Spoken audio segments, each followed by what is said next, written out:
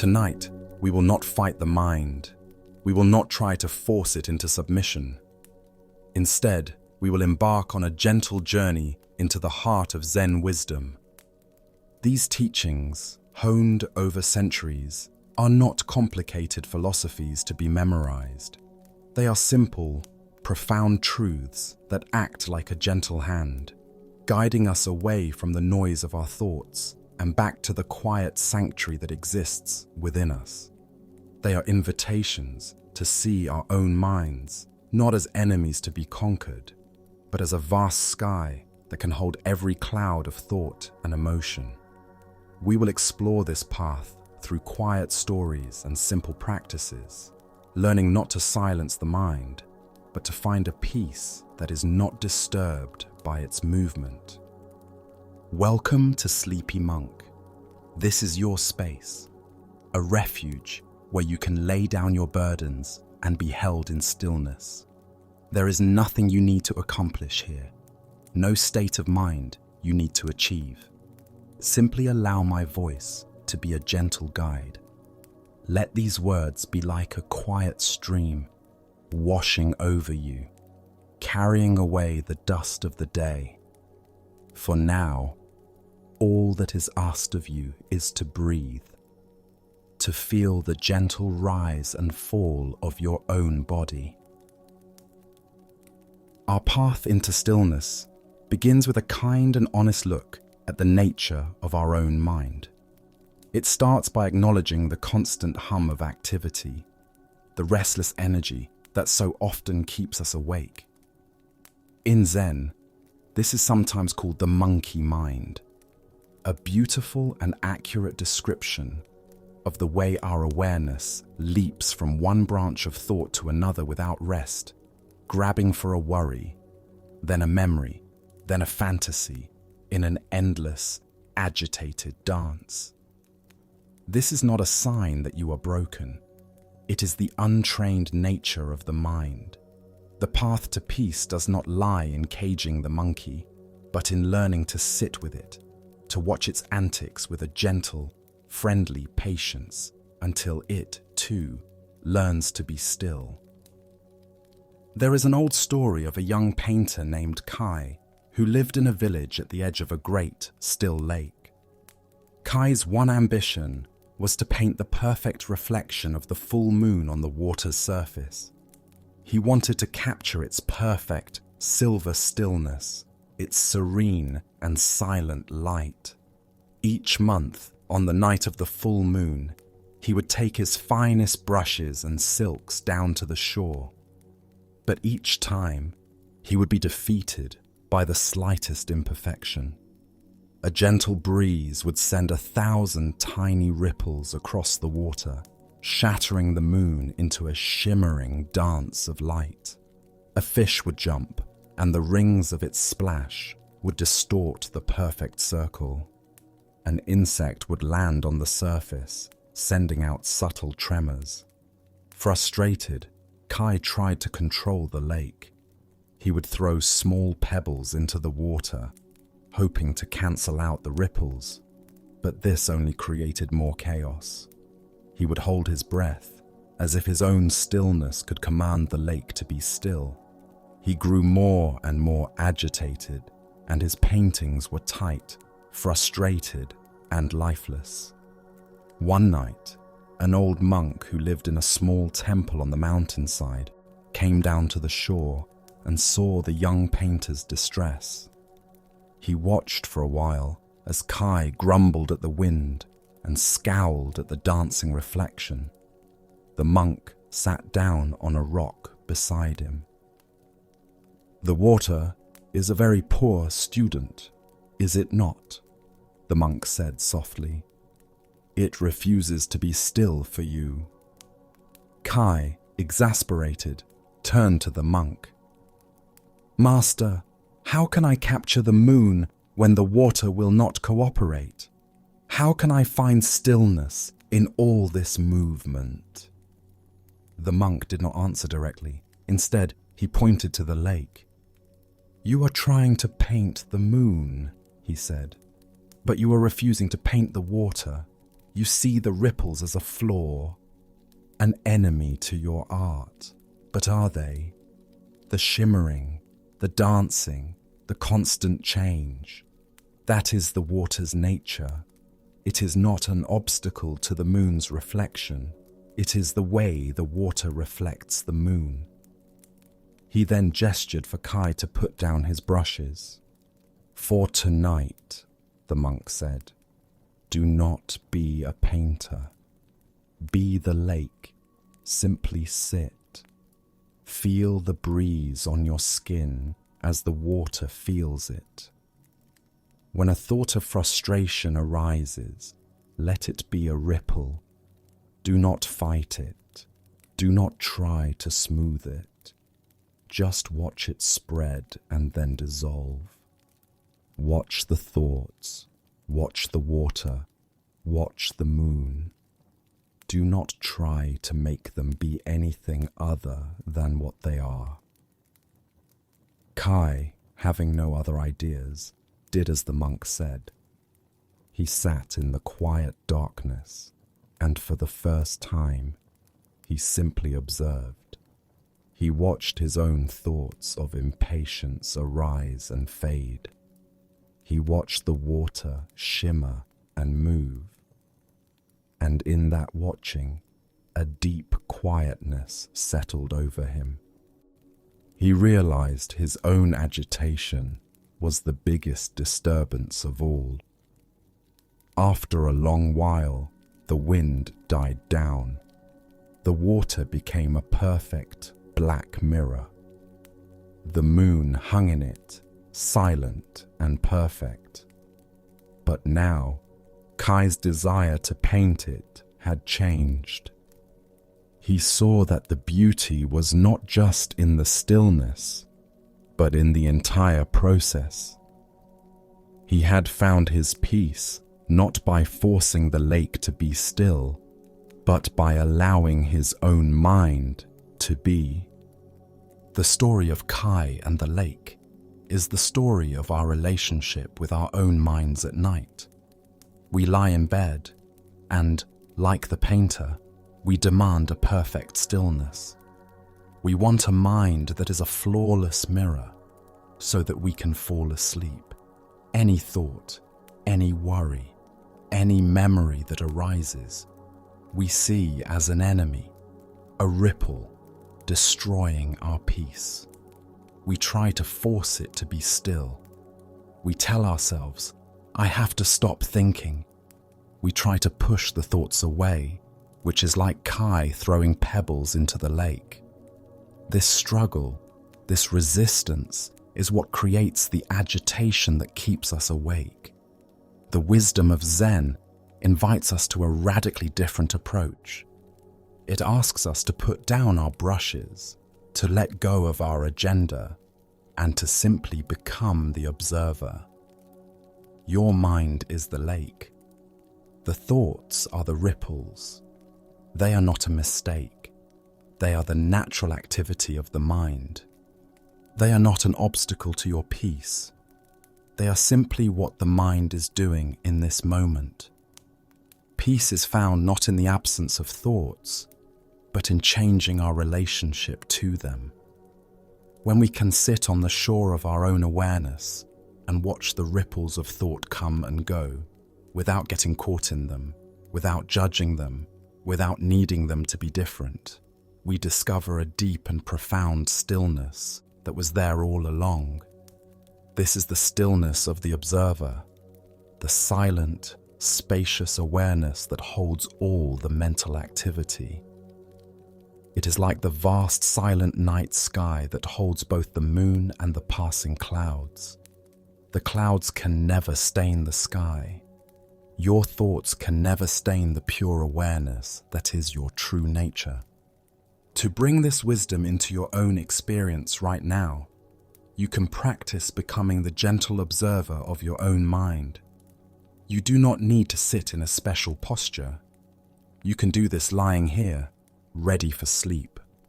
The first step is to simply acknowledge what is present. Without judgment, just notice the quality of your mind. Is it busy? Is it calm? Is it worried? Whatever is there, just let it be. There is no need to change it.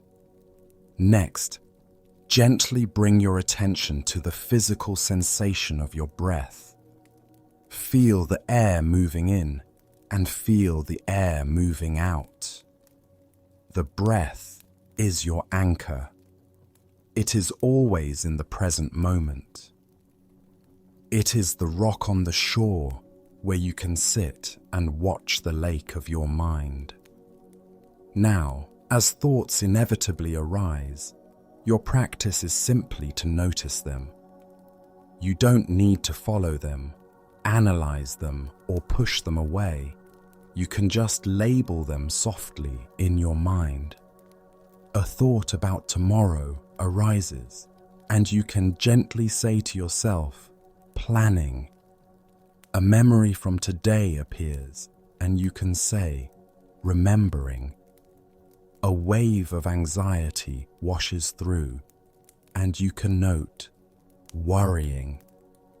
The label is not to judge the thought, but to recognize it as a passing mental event, a ripple on the water. It is a way of seeing the thought without becoming the thought. After you have noted it, gently, kindly, guide your awareness back to the anchor of your breath. Your mind will wander 100 times, and your practice is simply to guide it back 100 times. Each time you bring your attention back, you do so with the gentle patience of the old monk. There is no frustration, no sense of failure. Every return to the breath is a moment of success. It is a moment of waking up from the dream of thought and resting in the peace of the present. Let the thoughts be the clouds, let the breath be your anchor, and let yourself rest as the vast, open sky. Let us pause here for a moment. Feel the gentle rhythm of your own breath, a quiet anchor in the flow of time. Allow your body to soften, releasing any tension you might be holding. Let the edges of your day melt into this quiet space of rest. We continue our journey by exploring a truth that can feel counterintuitive in our modern world. It is the wisdom of non-doing. Our lives are often built around effort, striving, and achievement. From the moment we wake up, we are in a state of doing, working, planning, organizing, fixing. We are taught that success comes from trying harder. This mindset is so deeply ingrained that we bring it with us to bed. We see sleep not as a natural process of surrender, but as another task to be accomplished, another goal to be achieved. We lie down and we think, I need to fall asleep now, and then we begin to try. This very effort, this striving, is often the very thing that keeps sleep at bay. Zen wisdom invites us to explore the profound power of Wu Wei, or effortless action, the art of letting go of the struggle and allowing things to happen in their own time. In a village known for its skilled woodworkers, there lived a young carpenter named Lin. Lin was strong and ambitious, and he believed that the key to mastery was force and control. When he worked with a piece of wood, he would fight it. If the grain was difficult, he would use all his strength to force his chisel through it. If a board was warped, he would try to clamp it into submission. His workshop was a place of struggle, filled with the sounds of grunting, splintering wood, and frustrated sighs. His work was functional, but it was always rigid, lacking the life and grace of the pieces made by the old master of the village. The old master, whose name was Wei, worked in a small, quiet workshop by the river. He was old and frail, yet his creations were fluid and beautiful. People said he did not carve the wood, but simply revealed the shapes that were already hiding within it. One day, Lin, humbled by another day of fighting a stubborn piece of oak, went to watch the master work. He was astonished. Wei seemed to exert almost no effort. His hands moved in a slow, patient dance with the wood. He would spend a long time just holding a piece of timber, feeling its weight, tracing its grain with his fingers, as if he were listening to it. His chisel did not seem to cut the wood, but to follow a path that the wood itself offered. "Master," Lin said, "I use all my strength, and my work is clumsy. You use almost no strength, and your work is alive. What is your secret?" Wei smiled and put down his tools. He picked up 2 small sticks from the floor. "This," he said, holding up one stick horizontally, "is your will. And this," holding the other stick vertically, "is the will of the wood, the way it grew, its own nature.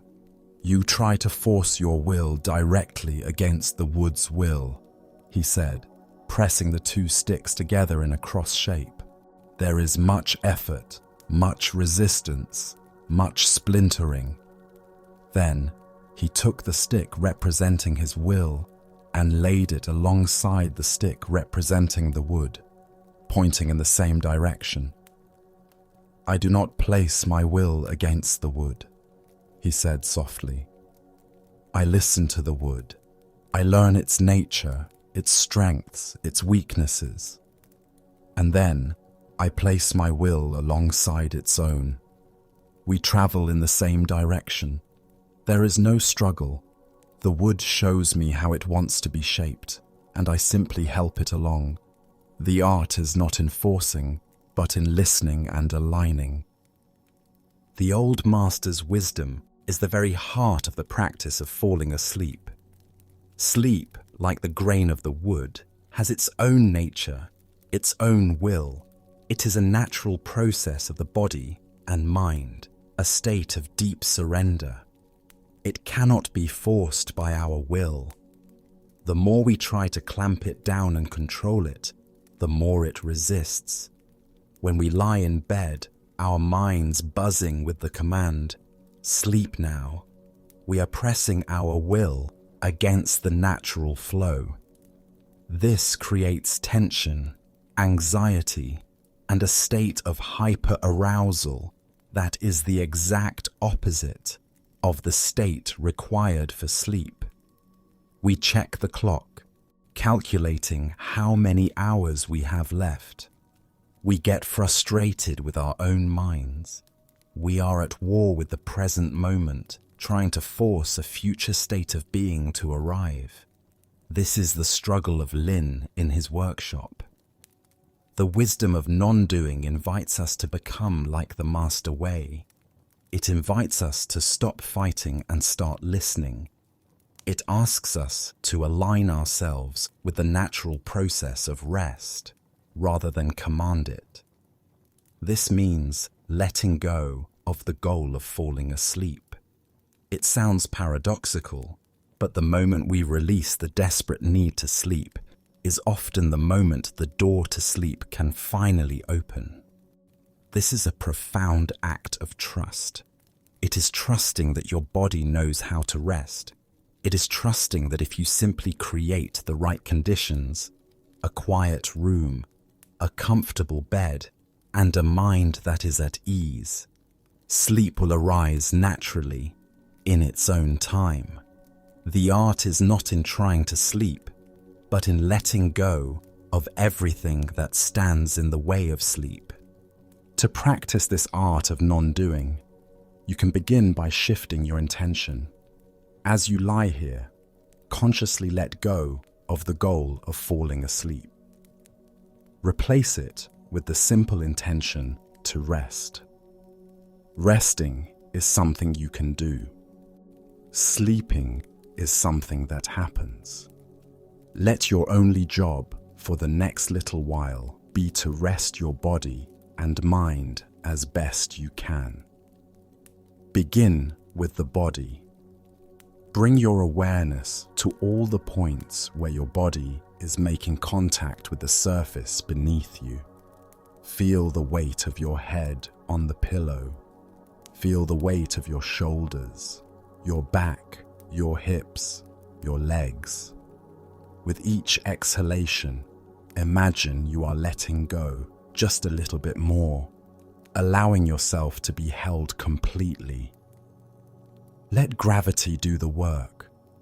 You do not need to hold yourself up. You can surrender your weight. Next, bring this attitude of surrender to your muscles. Gently scan your awareness through your body, and wherever you notice tension, simply acknowledge it without needing to fix it. Notice the small muscles around your eyes. You do not need to try to relax them. Simply bring your awareness there and give them permission to be soft. Notice your jaw. Invite it to release its grip. Notice your shoulders. Invite them to drop away from your ears. This is not another task. It is a gentle allowing, a process of letting go. Finally, extend this attitude to your mind. Allow your thoughts to come and go without needing to control them. Let them be there. Your only task is to rest in the awareness behind the thoughts. You can use a gentle, silent phrase to support this state of surrender. With each inhalation, you might say to yourself, "I have nothing to do." And with each exhalation, "I have nowhere to go." This is a radical act of contentment with the present moment. You are not trying to get to sleep. You are resting fully, right here, right now. By ceasing the struggle, you are creating the perfect conditions for the grain of the wood to reveal its true shape. You are allowing the river of rest to carry you effortlessly into the deep ocean of sleep. Our journey now brings us to the importance of finding our center. So much of our modern life pulls our energy upwards and outwards. Our attention is constantly drawn out to screens, to sounds, to the demands of others. Our mental energy gets concentrated in our heads, caught in the endless loops of thinking, analyzing, and worrying. This can leave us feeling ungrounded, scattered, and top-heavy, like a tree with no roots. At night, when the external distractions fall away, this feeling of being uncentered can amplify, turning into a free-floating anxiety. We feel untethered, adrift in a sea of thoughts. The wisdom traditions of Zen teach that true stability and calm are found not by engaging with the chaos in the head, but by dropping our awareness down into the quiet, solid center of the body. There is a story of a young woman named Akemi who wished to become a master archer. She had a keen eye and a strong arm, and when she practiced alone in her courtyard, her arrows flew with grace and precision, finding the center of the target almost every time. But whenever she entered a competition, her skill would desert her. The presence of the crowd, the gaze of the judges, the pressure to perform, all of it would create a storm of anxiety in her mind. Her thoughts would race. What if I miss? They are all watching me. I must not fail. This inner turmoil would travel down into her body. Her shoulders would tense. Her breath would become shallow, and her hands would tremble just slightly. Her arrows would fly wide of the mark. Disheartened, she sought the guidance of a Zen master who was also a legendary archer. The master watched her shoot. He saw her technical skill, but he also saw the subtle tremor of anxiety that ran through her. He did not give her advice on her form, her aim, or her technique. Instead, he told her to put down her bow. For the next month, her only training was to stand still for an hour each morning. "Your problem is not in your arms or your eyes," the master said. "It is in your roots. You are a leaf in the wind. You must become the tree." He instructed her to place her hands on her lower abdomen, a few inches below her navel. "This," he said, "is your hara, your center. It is the root of your energy. All the frantic thoughts in your head are like leaves rustling in a storm. Do not waste your energy trying to calm the leaves. Bring your attention down, out of the storm in your head, and into the silent earth of your center. Breathe into this place. Feel its solidity. Learn to live here." Akemi practiced this diligently. At first, it was frustrating. Her mind would constantly wander back up into its usual patterns of worry, but she would gently guide it back down, again and again, to the quiet feeling of her breath in her belly. Slowly, she began to feel a change. She felt more grounded, more solid, as if she were drawing energy up from the earth itself. The constant chatter in her head did not disappear, but it seemed more distant, less important. It was just the sound of the wind. It was no longer her. When the master finally allowed her to pick up her bow again, she stepped onto the range with a new sense of presence. The crowd was still there, the pressure was still there, but she had a place to anchor herself. As the familiar thoughts of fear arose, she did not fight them.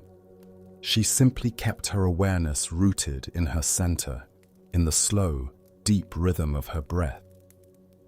She drew the bow, her arms relaxed, her mind quiet, her energy coming from that deep, stable place. The arrow flew, silent and true, and buried itself in the very center of the target. Akemi's journey from the head to the hara is the journey we are all invited to take, especially when we are seeking rest. The storm of anxiety, the endless what-ifs, the replaying of conversations. This is the chaos of the leaves. We cannot think our way to peace. Trying to solve anxiety with more thinking is like trying to put out a fire with oil. It only adds more fuel. The wisdom of Zen offers a direct and powerful alternative. Shift the location of your awareness. Drop your attention out of the spinning mind and into the felt sense of the body, specifically into this physical center of gravity. This center, or hara, is a place of immense stillness and power. It is not a concept or an idea. It is a direct, physical experience.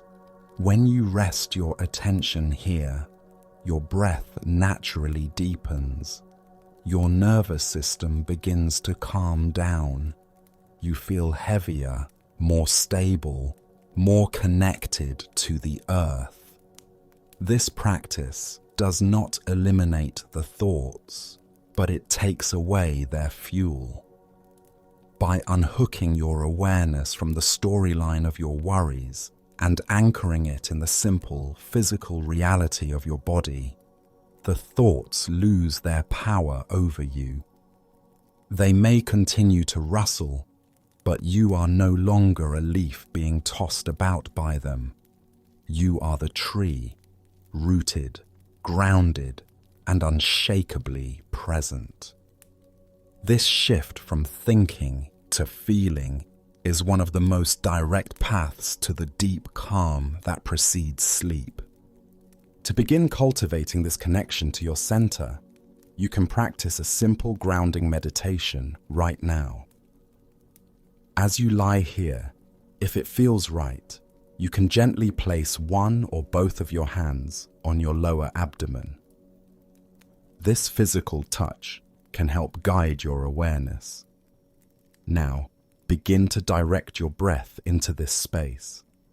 As you inhale, imagine the breath traveling all the way down, beneath your hands, filling your belly like a soft balloon. As you exhale, feel the gentle falling, the release. Don't force the breath. Just create a gentle invitation for it to deepen. Feel the warmth from your hands sinking into your body. Feel the gentle, rhythmic movement under your hands. Let this be the entire focus of your attention. Your mind will surely wander back up into thought. When it does, notice this without any criticism. Acknowledge the thought, and then gently, patiently, guide your awareness back down to the feeling of warmth and movement in your center. You can imagine that with every exhalation, you are sinking a little deeper into the mattress, becoming heavier, more solid. You can visualize a small, warm, heavy ball of golden light in your hara, an anchor of calm and stability. When a wave of worry or a distracting thought passes through your mind, imagine it is just a cloud high up in the sky. You are not the cloud. You are resting deep below, rooted to the earth, grounded in the quiet, stable center of your own being. Let this feeling of groundedness be your refuge tonight. There is no need to go anywhere or solve anything. Simply rest here at your core and let the world spin on without you for a while. Having found a sense of groundedness in our center, we can now look at the contents of our minds with a softer, kinder gaze. So often, what keeps us awake at night is the voice of our own inner judge. As the world goes quiet, this internal critic can become loud, replaying the day's events and pointing out every mistake, every perceived failure, every moment we fell short of our own ideals. We lie in bed and audit our performance, holding ourselves up to a standard of perfection that we would never demand of a friend.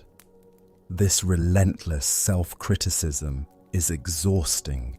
It creates a state of internal conflict that is the enemy of rest. Zen wisdom offers a powerful antidote to this poison of perfectionism. It is the gentle and profound teaching of wabi-sabi, the art of finding beauty in the imperfect. There is a story told of a young potter named Kenji who was obsessed with perfection. He worked tirelessly at his wheel, his brow furrowed in concentration, his goal to create the perfect tea bowl. For him, this meant a bowl that was flawlessly symmetrical, with a smooth, unbroken glaze and a weight that was perfectly balanced. He was a gifted craftsman, but his obsession was his torment. For every bowl he kept, he would smash 100. The slightest wobble in the rim, the tiniest bubble in the glaze, the faintest trace of an unintended fingerprint, and he would cast the piece aside in disgust. His workshop floor was a graveyard of his own high expectations. One day, the most respected tea master in the province announced he was passing through the village. It was a great honor. The village elder asked Kenji to create a bowl worthy of being used by the master. This was the chance Kenji had been waiting for, the ultimate test of his skill. He threw himself into his work with a desperate intensity. For weeks, he barely ate or slept. He made bowl after bowl, each one more technically perfect than the last, but none of them felt right. They were cold, sterile, lacking a soul.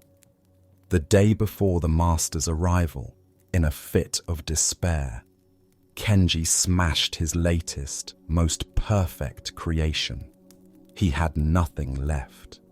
Sitting among the shards, utterly defeated, his eyes fell upon a bowl he had discarded weeks earlier.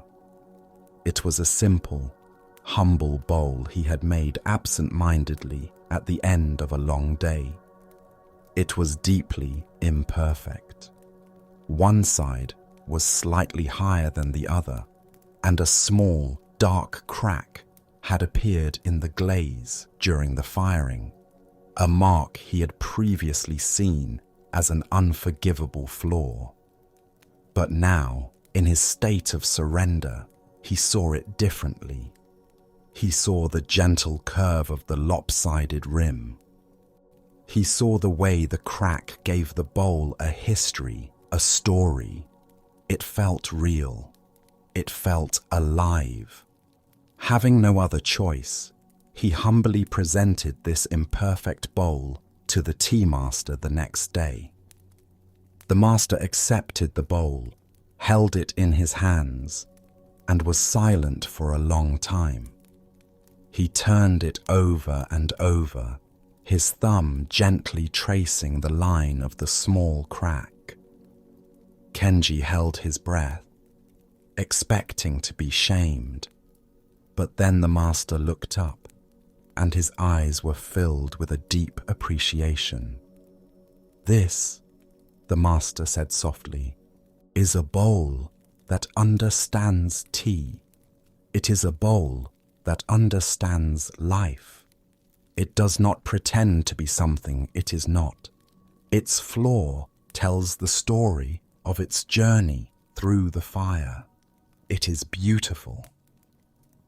The tea master's wisdom speaks directly to the heart of wabi-sabi.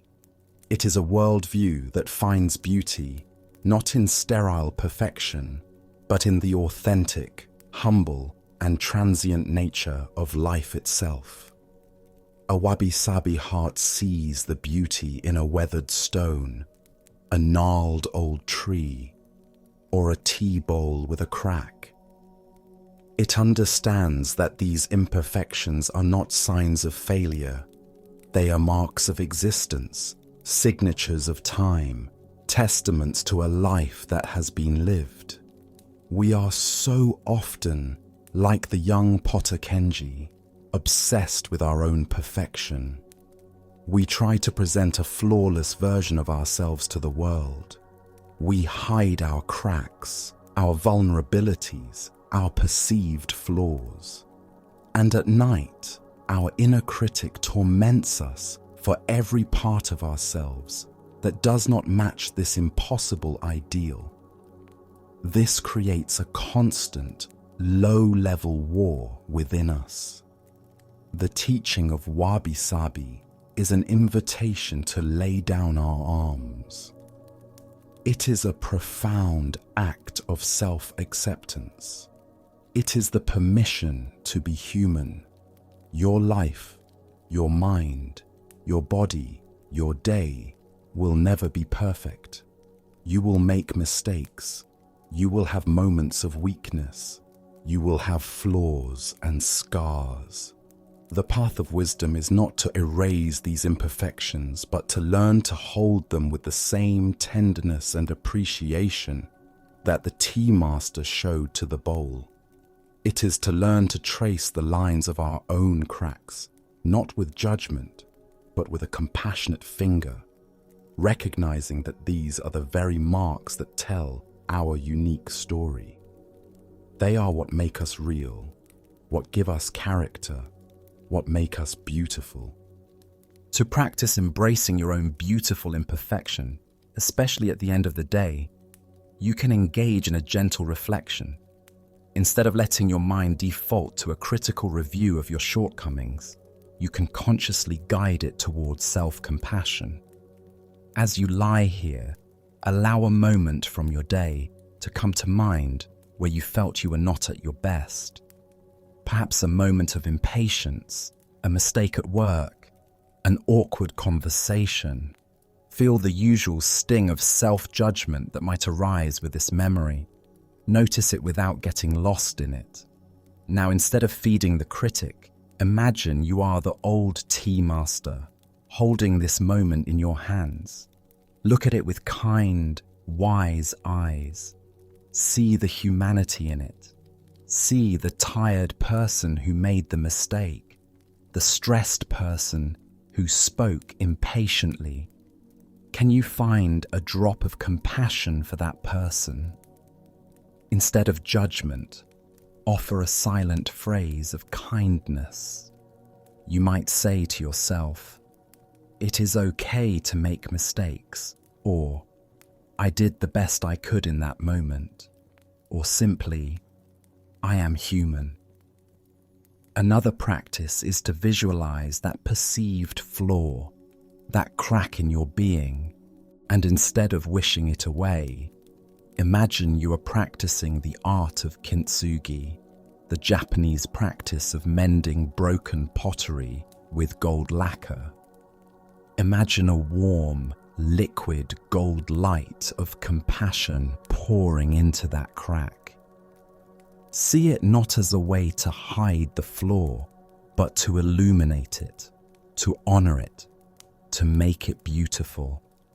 Let this golden light of acceptance fill all the places in you where you feel broken or inadequate. This is not about condoning harmful behavior. It is about ending the cycle of self-hatred that often fuels that very behavior. It is about understanding that true change and growth can only happen from a foundation of self-acceptance. Tonight, let go of the need to be perfect. Give yourself the grace you so freely offer to others. You are the imperfect bowl, and you are beautiful, not in spite of your cracks, but because of them. Let's pause here again, just for a moment. Take a slow, deep breath. Let the air fill your lungs completely, and then release it with a gentle sigh.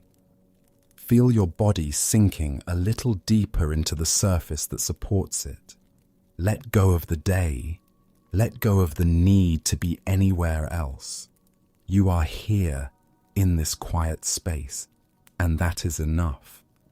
As we learn to accept our own imperfections, we can turn our attention to one of the most fundamental truths of existence, a truth that, once embraced, can dissolve a vast amount of our anxiety. It is the teaching of impermanence. Our minds instinctively try to create a sense of solid ground in a world that is constantly shifting. We cling to the things we love, whether it is a moment of happiness, a cherished relationship, or our own youth and health, desperately wishing they would last forever. This clinging is a source of profound tension. We live with a subtle, underlying fear of loss. At night, this can manifest as anxiety about the future, a worry that the stability we have now might be taken away. We also cling to our pain, our identities, and our stories, afraid to let them go. The Buddha's teaching on impermanence, or anicca, is not a pessimistic declaration that everything fades. It is a liberating invitation to stop resisting the natural, graceful flow of life. There is a tale of a great king who possessed an empire of immense wealth and power. He had everything a person could desire, yet he was a deeply anxious man. His greatest joy was to watch the clouds from the highest tower of his palace. He loved their magnificent shapes, their brilliant colors at sunrise and sunset. He saw them as symbols of perfection and beauty, but his joy was always tinged with sadness because he knew that the most beautiful cloud would inevitably drift away, change its shape, and disappear. This transience tormented him. He became obsessed with the idea of possessing one perfect cloud. He wanted to capture it, to freeze it in time, so he could admire its beauty forever without the fear of losing it. He summoned the greatest minds in his kingdom. "I want you to capture for me the most beautiful cloud in the sky," he commanded. His architects designed a colossal tower that reached up into the heavens. His engineers constructed a gigantic net of the finest, strongest silk. His scientists devised a way to house the cloud in a massive, airtight crystal chamber in his throne room. After years of effort and an immense expenditure of the kingdom's treasury, the day came. They targeted a magnificent, golden-edged cloud drifting majestically in the afternoon sun. With incredible difficulty, they managed to capture a large part of it in their great net and seal it within the crystal chamber. The king was ecstatic. He had done the impossible. He had conquered impermanence. But as he sat on his throne to admire his prize, a strange thing began to happen. The magnificent cloud, cut off from the wind and the sun and the sky, began to lose its shape. Its brilliant golden edges faded. It slowly shrank, turning into a formless grey fog. Then the fog condensed, and what was left at the bottom of the great crystal chamber was nothing more than a few puddles of very ordinary, murky water. The king stared in horror. The very act of possessing the cloud had destroyed the beauty he sought to preserve. At that moment, a humble gardener who had been tending to the plants in the throne room spoke softly. "Your Majesty," he said, "you can only love a cloud when you let it be free. Its beauty is not in its form, but in its flowing." The king's folly is our own. We all try, in our own ways, to capture the clouds of our experience and seal them in a crystal box. We have a moment of perfect happiness, a wonderful vacation, a feeling of deep connection with a loved one, and our mind immediately says, "I want to keep this. I don't want this to end." This desire, this clinging, is the beginning of anxiety. It pulls us out of the direct experience of the beautiful moment and into a fearful preoccupation with its inevitable passing. We stop enjoying the cloud and start worrying about the net. The wisdom of impermanence is the wisdom of the gardener. True peace and joy are found in letting life flow, in loving the clouds without needing to possess them. This teaching has two sides. When we are experiencing something painful, a difficult emotion, a period of hardship, The remembrance of impermanence is a great comfort. This too shall pass. The storm cloud of sadness or anger that feels so solid and all-consuming right now is, in its nature, transient. It will change. It will dissolve. Knowing this allows us to endure our pain with more patience and less fear. We don't have to fight it so hard. We can allow it to move through us, knowing it is a temporary weather pattern. The other side is even more profound. When we are experiencing something joyful, the remembrance of impermanence allows us to love it more deeply and appreciate it more fully. Instead of anxiously trying to hold on, we can relax and be completely present for the experience, savoring its preciousness. We can appreciate the beauty of this particular sunset, knowing it will never be exactly the same again. This transforms our clinging into gratitude. We stop taking life for granted and begin to see every moment as a unique and unrepeatable gift. To integrate this liberating wisdom into your being, you can use your own breath as your teacher. The breath is a perfect embodiment of impermanence. It is in constant flow. Every inhalation is a birth. There is a brief pause. Every exhalation is a death, a letting go, which creates the space for the next inhalation to arise. You cannot hold on to the breath.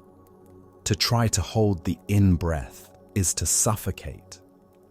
To live is to participate in this continuous rhythm of arising and passing away. As you lie here, bring your full, gentle attention to this rhythm. Feel the entire journey of one in-breath, from its beginning to its end. And then feel the entire journey of one out-breath. Notice the subtle, constant change. There is nothing to hold on to. Simply rest in this flow. This is the rhythm of the universe, and it is happening within you in every moment. Now, you can extend this practice to the events of your day. As you continue to breathe gently, allow the moments of your day to drift through your mind. A conversation, a meal, a moment of frustration, a moment of ease. See each one as a cloud that appeared in the sky of your mind.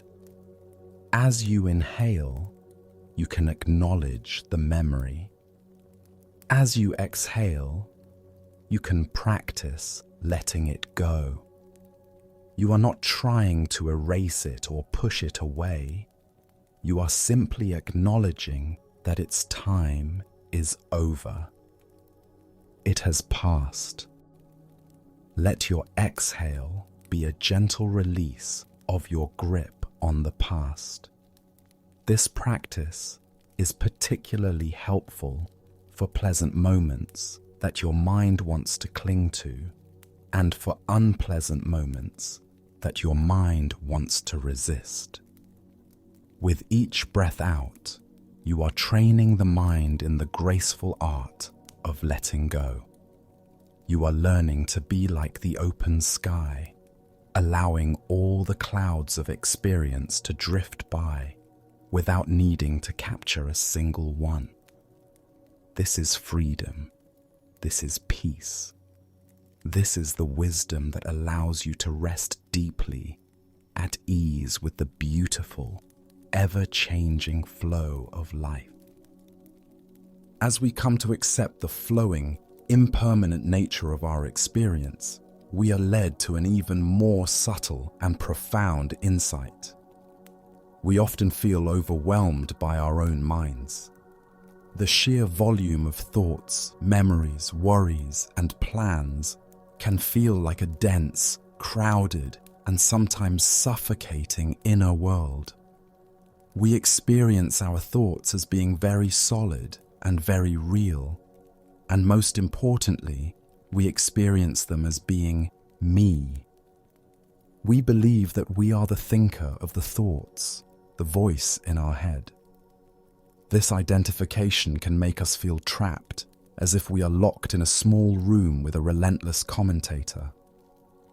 Zen practice invites us to question this assumption, to look for the space behind the content, the silence that holds the noise. This is the gateway to understanding the liberating wisdom of emptiness. There is a story of a young apprentice who wished to learn the art of calligraphy from a great Zen master. The apprentice, named Ren, was taught to draw the enso, a circle drawn in a single, fluid brushstroke. In Zen, the enso symbolizes the universe, enlightenment, and the void. Ren practiced for months, but he was frustrated. He was completely focused on the brush, the ink, the line. He tried to control every aspect of the stroke to make a perfect, closed, solid black circle. His circles were always stiff, heavy, and lifeless. They looked less like symbols of the universe and more like black cages. One day, the master came to watch him practice. He saw the tension in Ren's shoulders, the tight grip on his brush, the intense focus on the black ink. The master took a fresh piece of paper. He did not pick up a brush. He simply sat and looked at the clean, white expanse of the paper. "Ren," he said, "you are trying to draw a circle. All your attention is on what you are adding, on the ink. You are ignoring what is already here." He gestured to the empty page. "This is not nothing. This is not a void to be filled. This is a living space. The ink does not create the circle. The ink simply reveals the circle that is already possible within this space. The circle is made just as much of the paper inside it and the paper outside it as it is of the ink. The ink gives it a form, but the emptiness gives it a life. Stop trying to paint a thing and instead learn to feel the space. The space is not your enemy, it is your partner." Ren was puzzled, but he trusted his master. He stopped practicing his strokes, and instead, for many days, he would simply sit and meditate on the empty paper. He learned to feel the vast, silent potential in that white space. When he finally picked up his brush again, his intention had shifted. He was no longer trying to impose a black line onto a page. He dipped his brush, and with one deep, centered breath, he allowed a circle to emerge from the silence. The stroke was fluid, effortless, and alive. And for the first time, his circle was not a cage, but a window into a vast, open universe. The apprentice's discovery is a profound metaphor for the practice of meditation and the discovery of inner peace. Our thoughts, worries, and emotions are the ink strokes. We are usually completely identified with them. We believe they are solid, real, and that they define who we are. We feel crowded and trapped by their constant activity. The wisdom of shunyata, or emptiness, is the master's advice to feel the space. Emptiness in this context does not mean a nihilistic nothingness. It means that our thoughts and feelings are empty of a solid, independent existence. They are like the ink stroke. They cannot exist without the paper, the silent, spacious consciousness in which they appear. This consciousness, this awareness, is like the empty space on the page. It is always here, silent, vast, and peaceful, underneath and around all the noise of our thinking. It is never disturbed by the content of our minds, just as the paper is not truly damaged by the ink. Peace does not come from trying to stop the thoughts, from trying to wipe the page clean.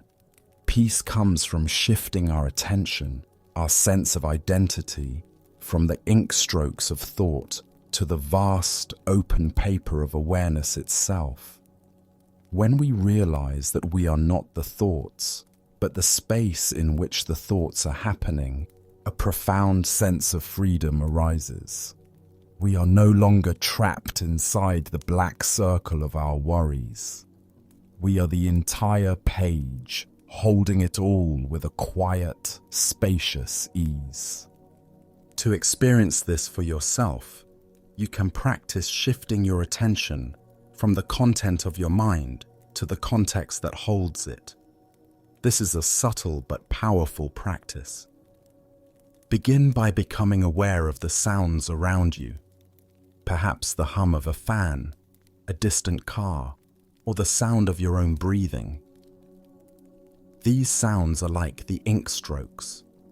Now see if you can listen not just to the sounds, but to the silence out of which the sounds are arising. Can you sense the vast field of quiet that is allowing these sounds to be heard? That silence is always here. You don't have to create it, you just have to notice it. Now, turn this same form of listening inward. Become aware of the thoughts moving through your mind. See them as inner sounds or images. They are the content. Now, can you become aware of the silence that is behind your thoughts? Can you get a sense of the quiet, still awareness that is witnessing these thoughts? When a thought ends, before the next one begins, there is a tiny gap, a moment of pure silence. Can you notice that gap? Can you rest in it even for an instant? This is not about trying to make the gaps longer or trying to stop your thoughts. It is simply about becoming more interested in the space than in the furniture. You can use a gentle inquiry. As a thought arises, you can ask yourself, what is it that is aware of this thought? Don't look for a verbal answer. Instead, feel into the silent, knowing presence that is here before the thought, during the thought, and after the thought. This presence is your true nature. It is spacious, peaceful, and free. By gently shifting your identity from the passing thoughts to the timeless awareness that holds them, you discover an unshakable peace that is not dependent on your mind being quiet. You find the freedom of the empty page, a space vast enough to hold the entire universe. When we learn to see the vast, empty space of our own awareness, we realize it is not a cold void, but a space of infinite potential. It is a space that can hold not only our thoughts and worries, but also a boundless capacity for warmth, kindness, and connection. So often, our suffering makes us feel contracted and isolated. We become trapped in the small, lonely world of our own problems. Our hearts, in an attempt to protect themselves, can grow hard and closed. At night, this feeling of separation can be especially acute. The wisdom of the Buddhist path teaches that the ultimate healing for this sense of isolation is the intentional cultivation of compassion for ourselves and for all others. It is the practice of recognizing that we are all interconnected and that an open heart is a peaceful heart. There is a story of a monk named Deva who lived in a monastery perched on a cliffside overlooking a wide, flowing river. Deva was a man of great discipline and intellect. He knew the scriptures inside and out, and his meditation was focused and sharp. But his heart was like a stone. He looked down upon the villagers who lived alongside the river, seeing their chaotic lives, their struggles, and their attachments as signs of their spiritual immaturity. He felt separate from them, above them. He believed the path to enlightenment was a solitary one, a journey of rising above the messiness of the world. One year, a severe drought struck the land. The rains did not come, and the great river began to shrink. Day by day, it receded, leaving behind vast plains of cracked mud. The life of the entire valley, which depended on the river, began to suffer. From his high perch, Deva watched the villagers struggle. He watched the animals grow thin. He felt a cold sense of detachment. This, he thought, is the nature of suffering. It has nothing to do with me. One afternoon, as he was walking along the newly exposed riverbed, he came to a small, isolated pool of muddy water. Trapped in the pool, flapping weakly, was a single, small fish. Deva's first thought was one of philosophical detachment. This is its karma. This is the nature of impermanence. He was about to walk on, but something made him pause. He looked at the fish, its gills gasping for oxygen, its body covered in mud, its life force slowly fading. In that moment, for the first time, he did not see a separate creature whose fate was disconnected from his own. He felt a sudden, sharp pang in his own chest, a reflection of the fish's desperate struggle to breathe. He felt its thirst. He felt its fear. He saw his own struggle for peace reflected in this tiny creature's struggle for life. The stone wall around his heart cracked.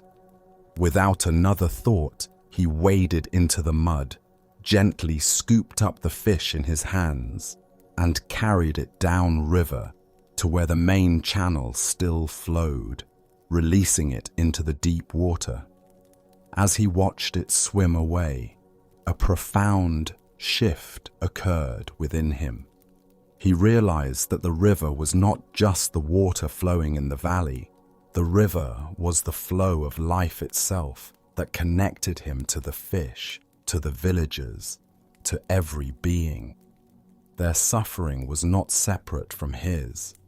It was a shared experience. He walked back to his monastery not as a man who was above the world, but as a man who was deeply, compassionately, a part of it. His meditation from that day on was no longer a cold, sharp discipline, but a warm, expansive practice of holding all of life in his heart. Deva's awakening by the river is the very essence of compassion, or karuna.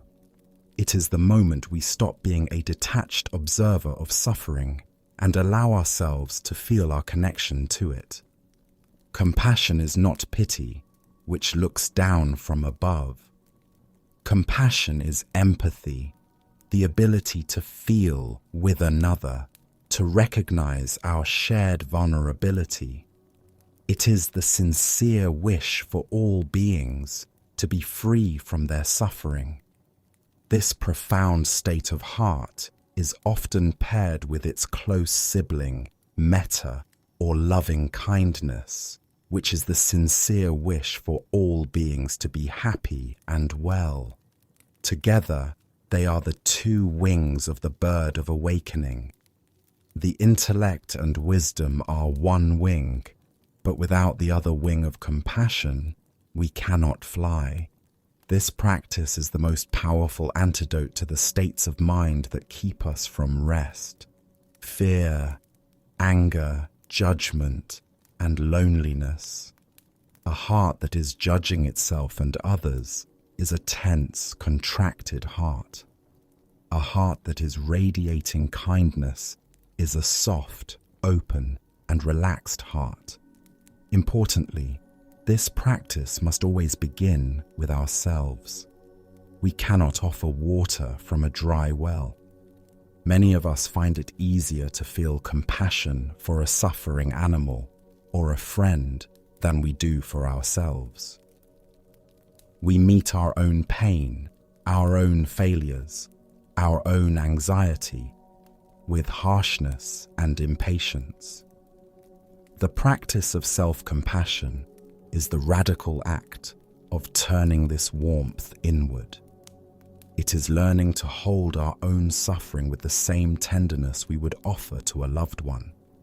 When we can do this, when we can be a true friend to ourselves, the feeling of anxious isolation begins to dissolve, and a deep sense of peace can take root. To begin watering the seeds of compassion in your own heart, you can practice a simple loving-kindness meditation as you prepare for sleep.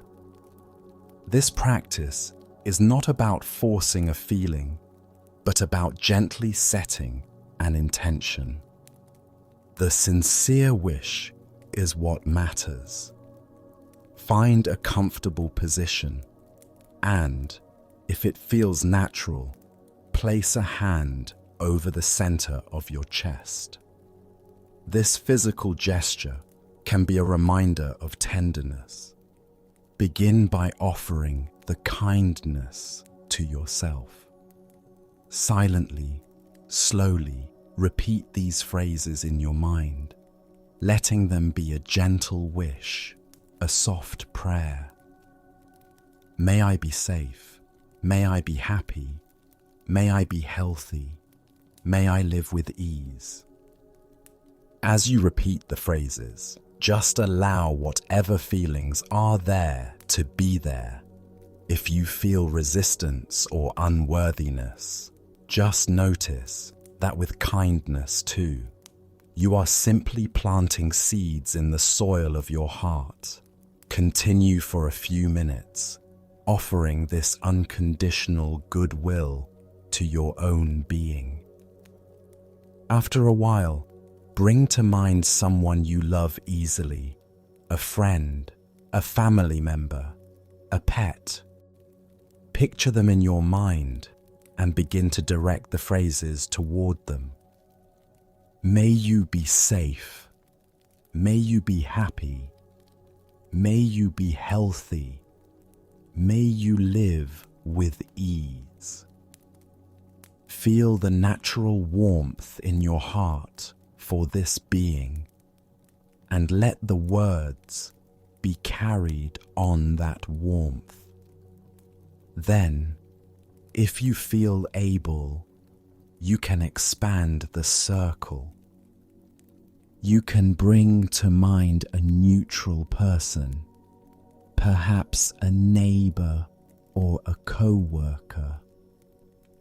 Offer them the same wishes. Then you can think of all the people in your home, in your city, in your country. Finally, you can extend this wish to all beings everywhere, without exception. May all beings be safe. May all beings be happy. May all beings be healthy. May all beings live with ease.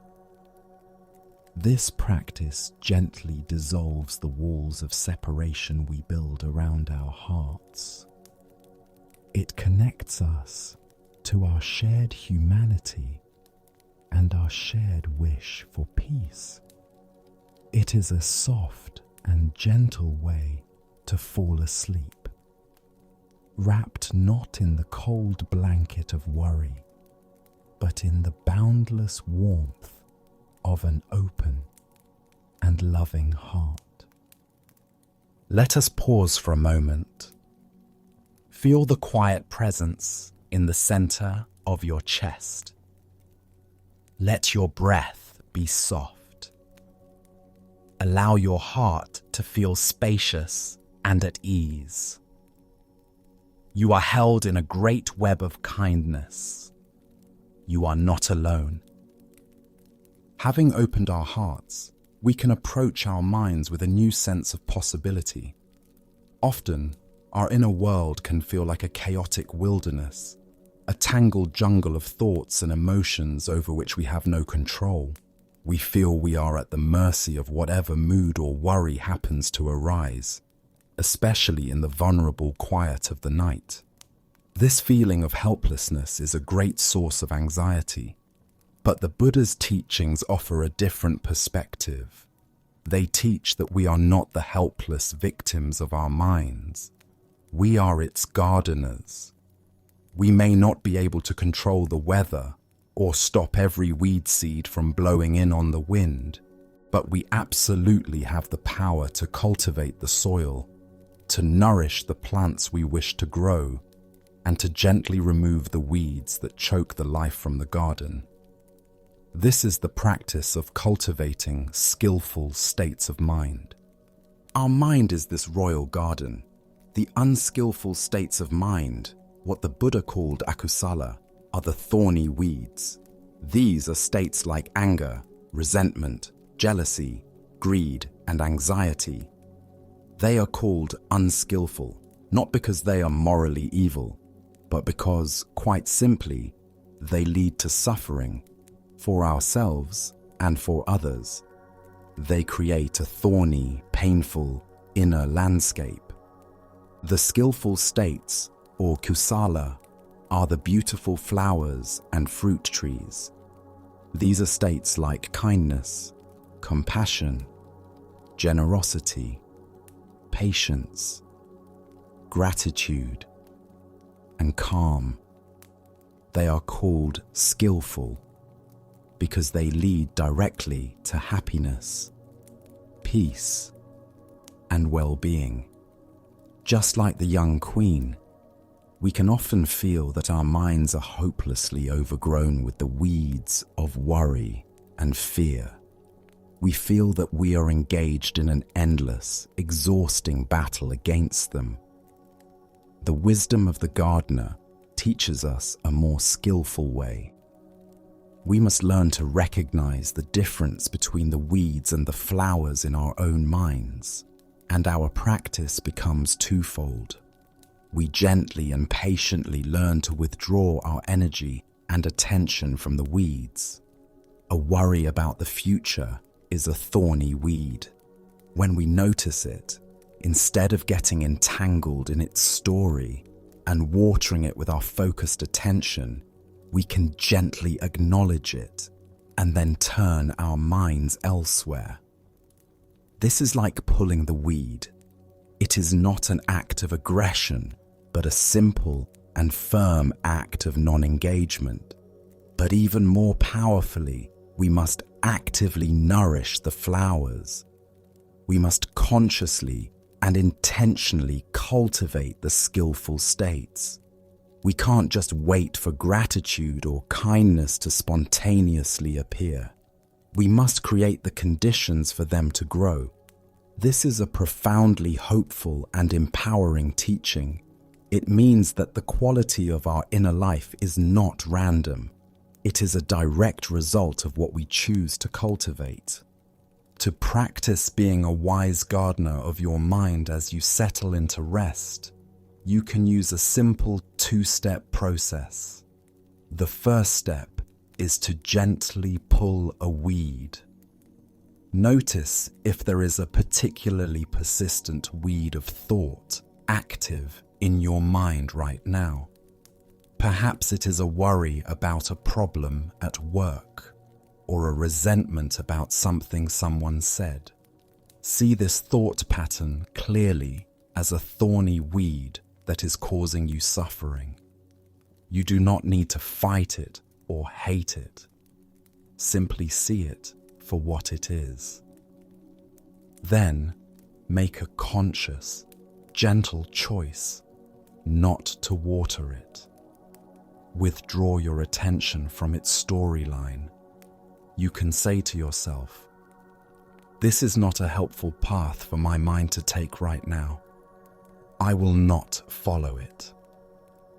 You might have to do this many times, just as a gardener has to pull the same type of weed over and over.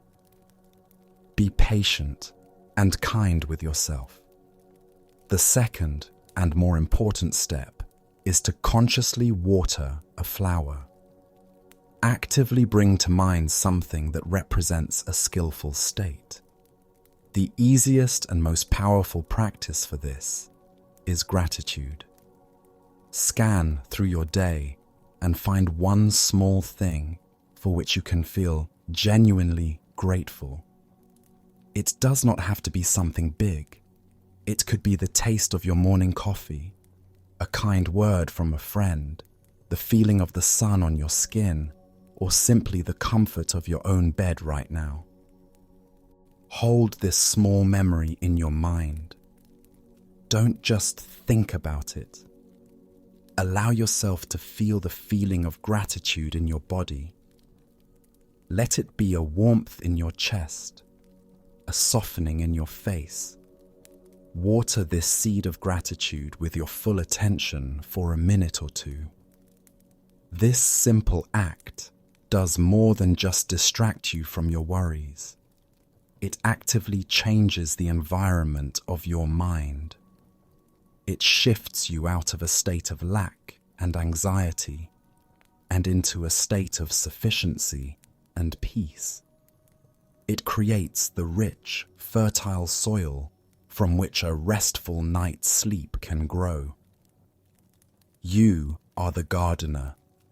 You have the wisdom and the power to cultivate a garden of deep peace within your own heart and mind. The journey we have taken so far, from observing the mind to cultivating the heart, leads us to a central and most vital sanctuary of peace. So much of our inner turmoil arises from one simple fact. We are very rarely ever fully present. Our minds are constantly living in one of two places, the past or the future. We drift into the past, replaying conversations, nursing old hurts, or dwelling on moments of regret. Or we project ourselves into the future, rehearsing for challenges, worrying about what might go wrong, or spinning out endless plans. We are almost never simply here, in this present moment, which is the only place life is actually happening. This constant time travel is the root of so much of our anxiety. But Zen practice offers a profound and simple refuge. It is the discovery that the present moment, when we truly arrive in it, is a gateless gate, a direct doorway into the land of tranquility we have been searching for all along. There is a Zen tale of a man who spent his entire life searching for the legendary gate of tranquility. The ancient scriptures said that beyond this gate lay a hidden kingdom where there was no suffering, no anxiety, and no fear, only a state of perfect, unshakable peace. The man's quest became his life's obsession. He studied old maps, he interviewed sages, and he journeyed to the farthest corners of the earth. He climbed treacherous mountains, crossed vast deserts, and sailed across stormy seas, always looking for this magnificent mythical gate. He imagined it would be made of shimmering jade, and inlaid with gold, standing between two great peaks. Years turned into decades, and the man grew old and weary. His hope began to fade. One day, his journey led him to a small, simple hut on a remote mountainside. In the hut lived a wise old hermit.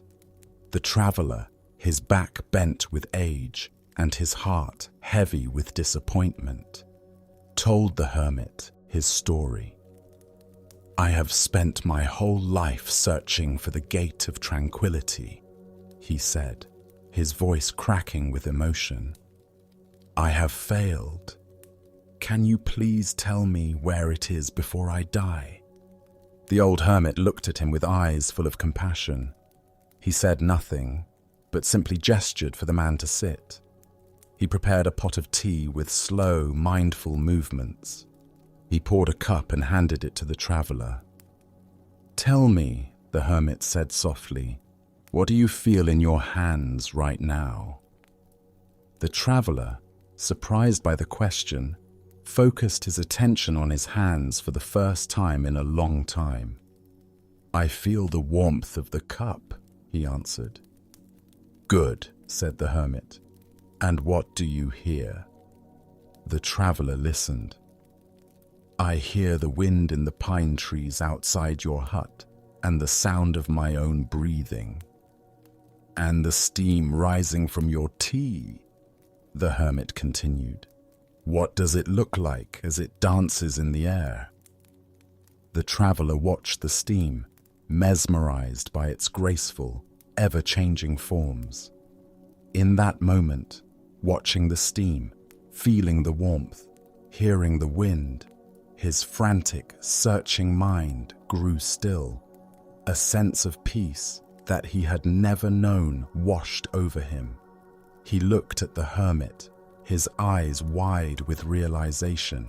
The hermit smiled a deep, knowing smile. "You have been searching the whole world for a great gate to enter," he said. "But the gate of tranquility is not a place you arrive at. It has no gate. It is always here. The feeling of the warm cup in your hands, that is the gate. The sound of the wind, that is the gate. This very breath you are taking right now, that is the gate. You have passed through it 1,000,000 times on your journey, but your mind was always focused on the next mountain to climb, so you never noticed you were already here." The traveler's story is our story. We are all searching for a future state of peace. We believe that tranquility will arrive later, when we solve our money problems, when we fix our relationships, when we achieve our goals, when we finally get a good night's sleep.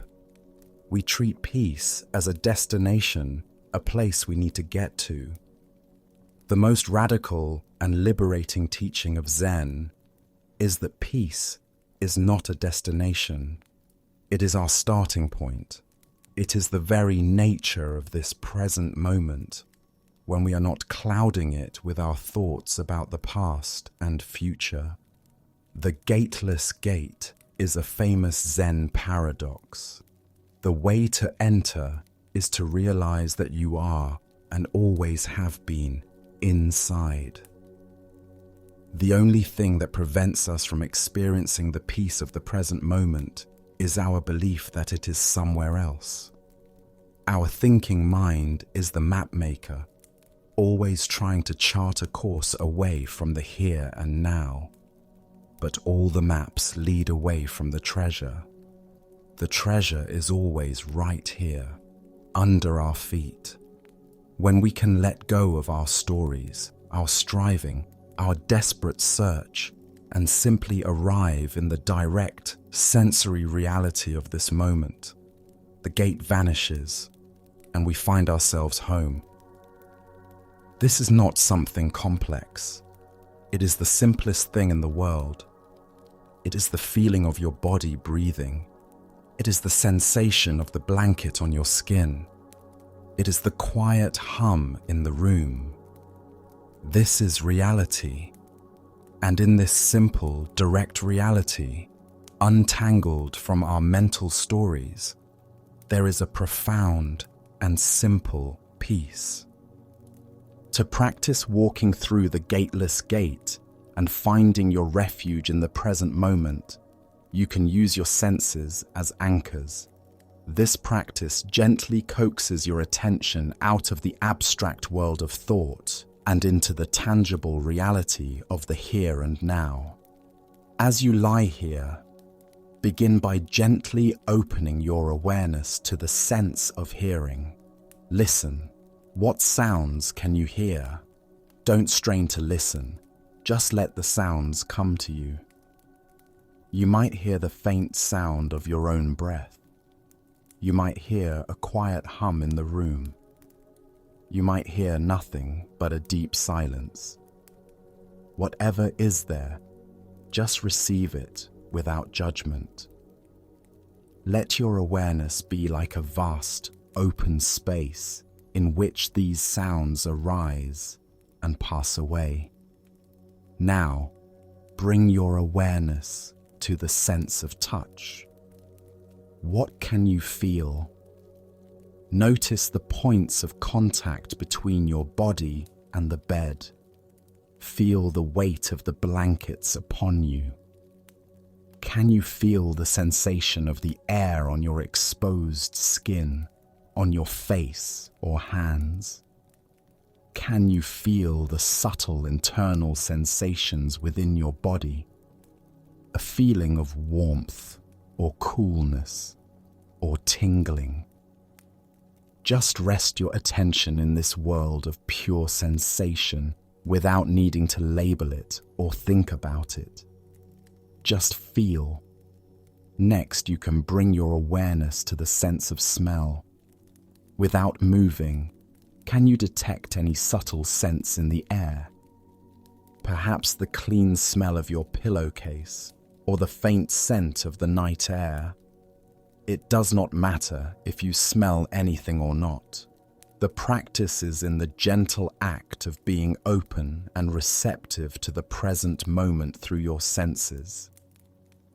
Each time you notice your mind has wandered off into a story about yesterday or tomorrow, see that as the traveler looking at his map again. Smile gently at this habit of the mind, and then, kindly and firmly, guide your attention back to the sound of the breath, back to the feeling of the blanket, back to the simple, undeniable reality of this moment. This is the only gate you need, and it is always open. Welcome home. As we learn to rest in the simple, open gate of the present moment, we begin to notice the patterns of our own minds with greater clarity. We may see that, even when we are not lost in the past or future, certain repetitive thoughts and feelings arise again and again, like recurring melodies in a song.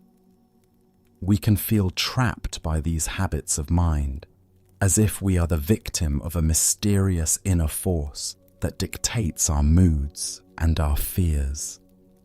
This feeling of being stuck is a deep source of suffering. The wisdom of the Buddha offers a liberating perspective on this experience.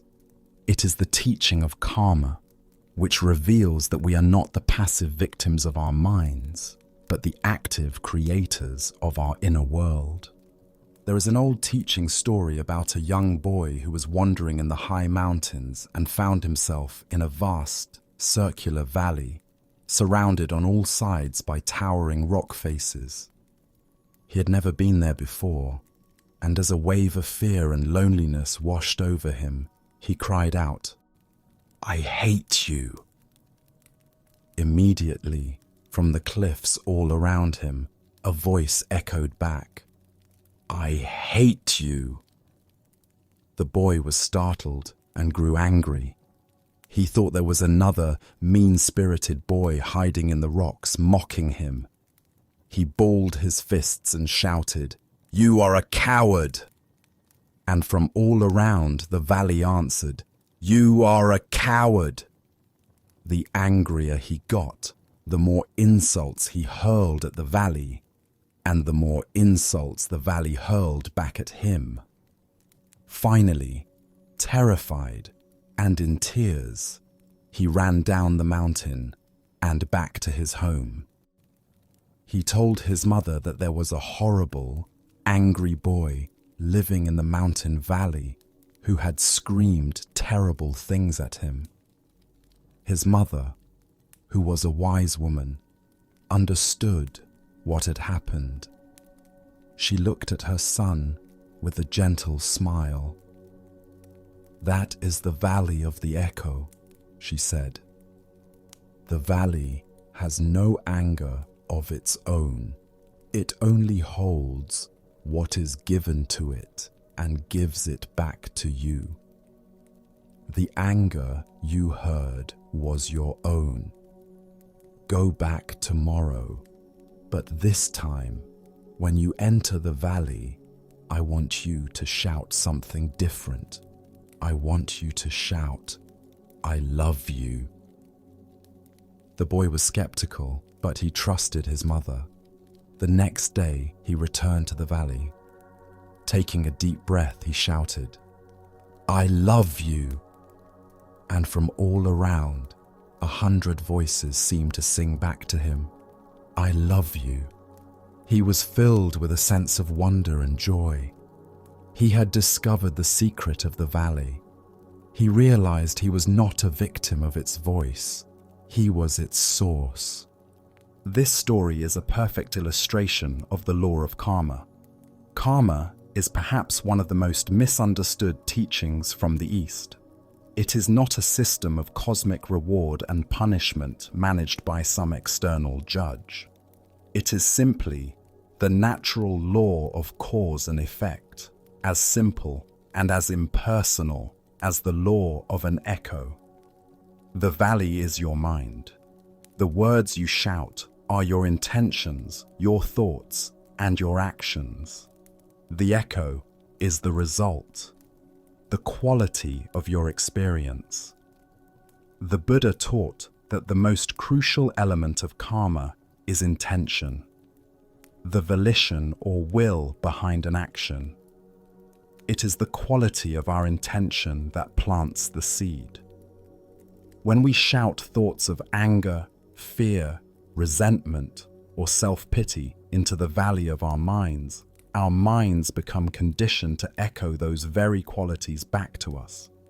We create mental habits, neural pathways that make it easier and easier for those same thoughts and feelings to arise in the future. We become trapped in a resonant chamber of our own making, wondering why our inner world is so hostile. This is not a punishment. It is simply the nature of the mind. The most beautiful and empowering part of this teaching is that it is never too late to change the echo. In any given moment, no matter how much negativity has been echoed in the past, we have the power to shout a new word into the valley. We can consciously choose to introduce a thought of kindness, a moment of gratitude, an intention of patience.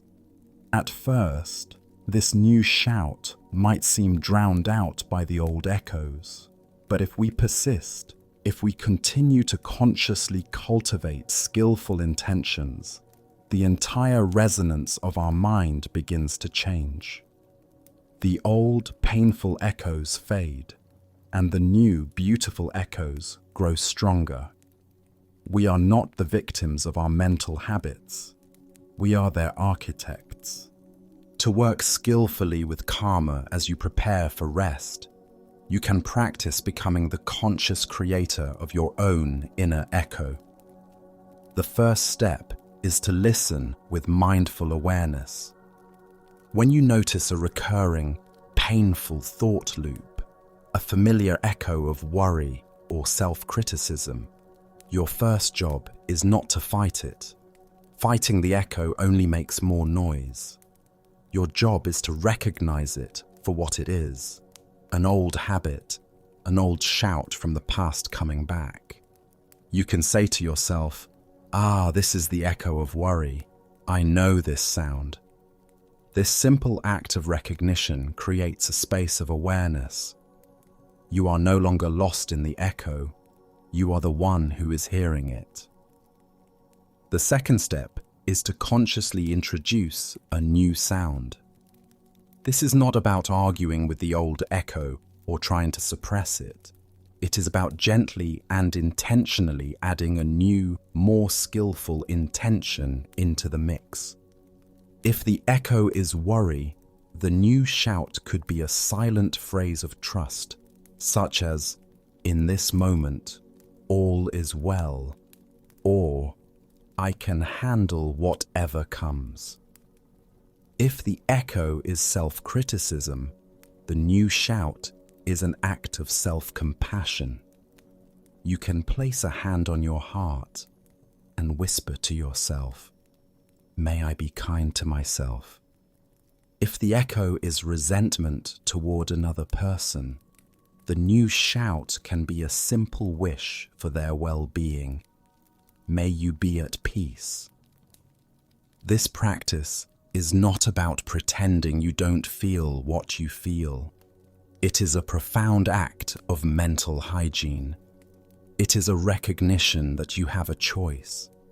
You can continue to shout the same painful words into the valley, or you can choose to introduce words that will create an echo of peace, freedom, and well-being. Tonight, you can be the source of a new echo.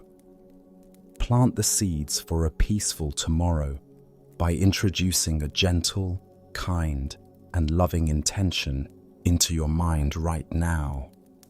Let's pause here just for a moment. Feel the quality of this present moment. It is fresh, new, unburdened by the echoes of the past. Take a breath into this freshness. As you breathe out, let go of any old stories. You are here and you are free to begin anew. As we become more aware of our power to shape our inner world, we arrive at another profound layer of Zen wisdom. We begin to see that not only do our intentions create echoes, but our very perceptions create our reality.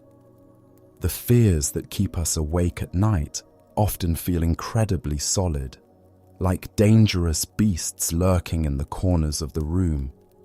The anxiety can feel like a real and present threat to our survival. We believe our feelings are a direct report on an objective reality. But the teachings of Zen invite us to look closer, to see that our experience of the world is not the world itself, but a picture of the world, painted with the brush of our own mind. And if we are the painter, then we hold more power than we realize. There is a tale of a remote village that was terrorized by the legend of a fearsome tiger that lived in the nearby mountains. No one had ever seen the tiger, but everyone was certain it was there. This fear was fueled by a painting that hung in the village temple. It had been painted centuries ago by a Zen master who was famous for his lifelike art. The painting depicted a magnificent, powerful tiger emerging from a bamboo forest. Its eyes seemed to be alive, and its muscles looked ready to pounce. It was so realistic that it instilled a deep, primal fear in all who looked at it. A man in the village, named Koji, was particularly afflicted by this fear. He had the painting in his mind day and night. When he tried to sleep, he would hear the rustling of the bamboo in the wind outside his house and be certain it was the tiger. He could almost smell its scent. He was paralyzed with fear, unable to find a moment's peace. Finally, in desperation, he went to the temple to speak with the resident Zen master. "Master," he said, his voice trembling, "I cannot live like this. The tiger in the painting haunts me. I know it is real. I can feel its presence. I am afraid it will leap from the scroll and devour me and my family." The master listened with deep compassion. He did not tell Koji that his fear was foolish or that the tiger was just ink on paper. He understood that for Koji, the tiger was absolutely real. Instead, the master went to a cabinet and took out a very fine paintbrush and a small pot of ink. He handed them to Koji. "You are right to be afraid," the master said calmly. "The tiger is very powerful, but you have forgotten one very important thing. You have forgotten who holds the brush." He gestured to the painting. "The mind that painted the tiger is the same mind that is now terrified of it. The power that created the threat also has the power to create safety. Go home. Tonight, when you feel the tiger's presence and your fear is at its greatest, I want you to take this brush, dip it in the ink, and paint a strong cage around the tiger." Koji was bewildered, but he was desperate enough to try anything. He went home and waited in terror. As night fell, his fear grew. He heard a low growl that seemed to come from the scroll itself. His heart pounded, but then he remembered the master's words. Trembling, he lit a candle, took the brush, and approached the painting. He looked into the fierce eyes of the tiger, and with a surge of courage, he painted the first black bar of the cage. Then another, and another. As he painted the final bar, completing the cage, a profound silence fell over the room. The menacing presence was gone. The tiger was still there, still magnificent, but it was no longer a threat. It was contained. A wave of immense relief washed over Koji. He realized the master's lesson. The fear was a creation of the mind, and the mind also possessed the tools for its own liberation. This story illuminates one of the deepest teachings of Buddhism, that our experience of reality is shaped by our mind. This is not to say that the external world doesn't exist. It is to say that our suffering or peace does not arise from the world itself, but from the interpretation, the story, the painting that our mind creates about it. The tiger of our anxiety, our fear of failure, our worry about the future is a painting. It may be a very convincing painting, one that triggers a real physical stress response in our bodies. But it is a product of thought. When we are lost in the fear, we are like Koji, believing the tiger is an objective, separate threat. The practice is to remember that we are also the painter. We have the brush of awareness. We have the ink of wisdom. We can learn to stop being a passive victim of our own mental creations and become an active participant in how we frame our experience. We can paint a cage. The cage is not about suppression or denial. It is about context and wisdom. It is about drawing a line between a feeling and the ultimate truth, creating a space where the feeling can exist without terrorizing us.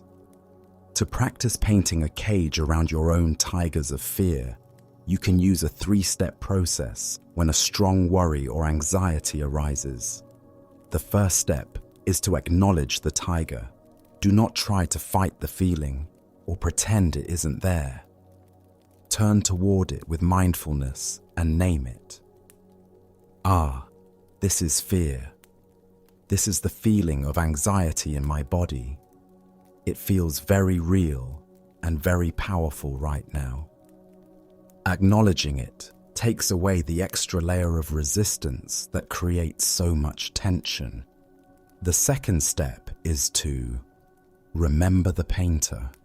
Gently remind yourself that this powerful feeling is being generated by a thought, a story, a painting of the mind.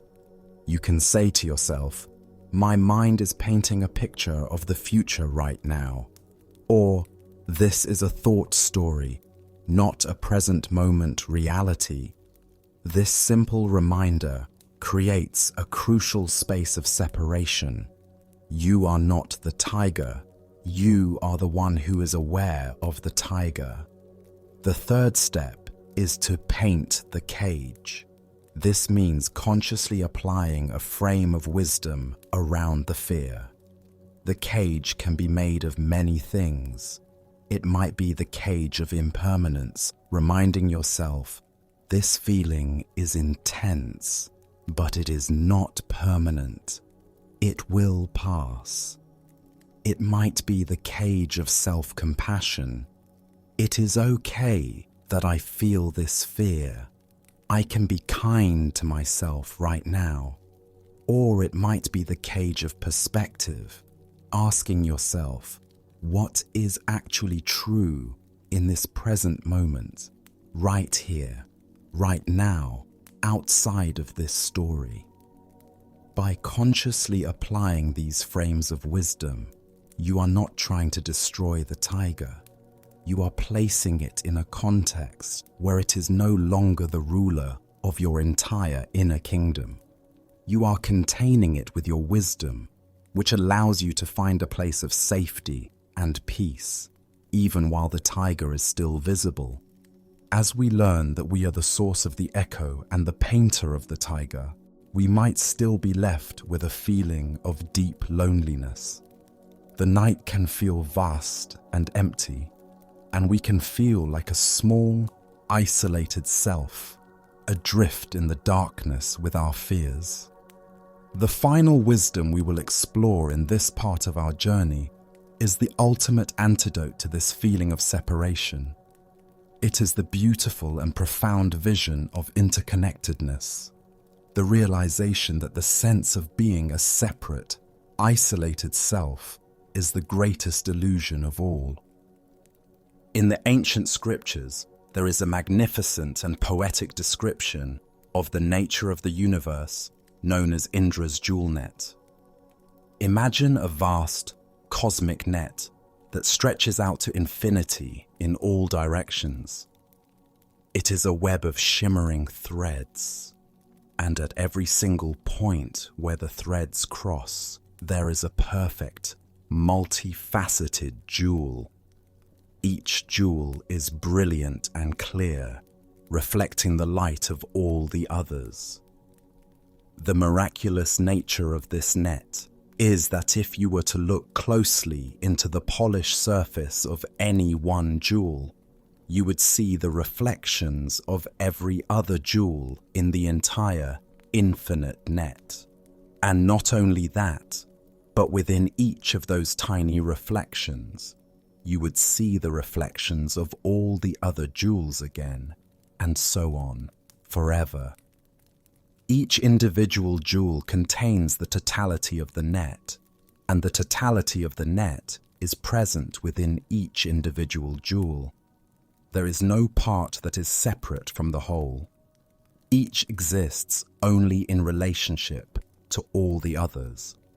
This jewel net of Indra is one of the most powerful metaphors for the reality of our existence. Each of us, each being, each object, each thought, each moment is one of those jewels. We may appear to be separate, distinct individuals, just as the jewels have their own location in the net. But this sense of separation is a surface-level illusion. In truth, We are all inextricably interconnected. We are made of and sustained by the entire universe. Your in-breath is only possible because of the oxygen produced by countless trees and plankton. The water that makes up your body was once a cloud, a river, an ocean. The thoughts you think and the language you use to form them are inherited from generations of ancestors, philosophers, poets, and everyday people. The food that nourishes you contains the energy of the sun and the minerals of the earth. When we look deeply, we can find nothing in ourselves that is truly separate from everything else. The feeling of being a lonely, isolated ego is a fiction of the mind, a trick of perception. The reality is that we are held in a vast, intricate web of life. We are never alone. This understanding is the ultimate foundation for compassion. When we realize that the other jewels are reflections of ourselves, and we are reflections of them, it becomes impossible to wish harm upon another without harming ourselves. Their joy is reflected in us, and our peace is reflected in them. This vision dissolves the cold grip of existential loneliness and replaces it with a warm, comforting sense of belonging to a magnificent, shimmering whole. To feel the truth of this interconnectedness in your own being, you can practice a simple meditation of deep looking. As you lie here, bring your awareness to your own body, resting in this bed. First, contemplate your breath. Feel the air entering your nostrils. Know that this air is not your air. It is the shared atmosphere of the entire planet. The very molecules you are breathing in may have been part of a tree in a distant rainforest, or the breath of someone you love. With every breath, you are in a silent, intimate communion with all of life. Now, bring your awareness to the feeling of your body. Contemplate that this body is not a solid, separate thing. It is made entirely of non-body elements. It is the food you have eaten, the water you have drunk, the sunlight, the earth. It is a temporary, miraculous gathering of the elements of the universe. Your parents and all your ancestors are present in the genetic code that shapes you. See your body not as an isolated fortress, but as a meeting point for the entire cosmos.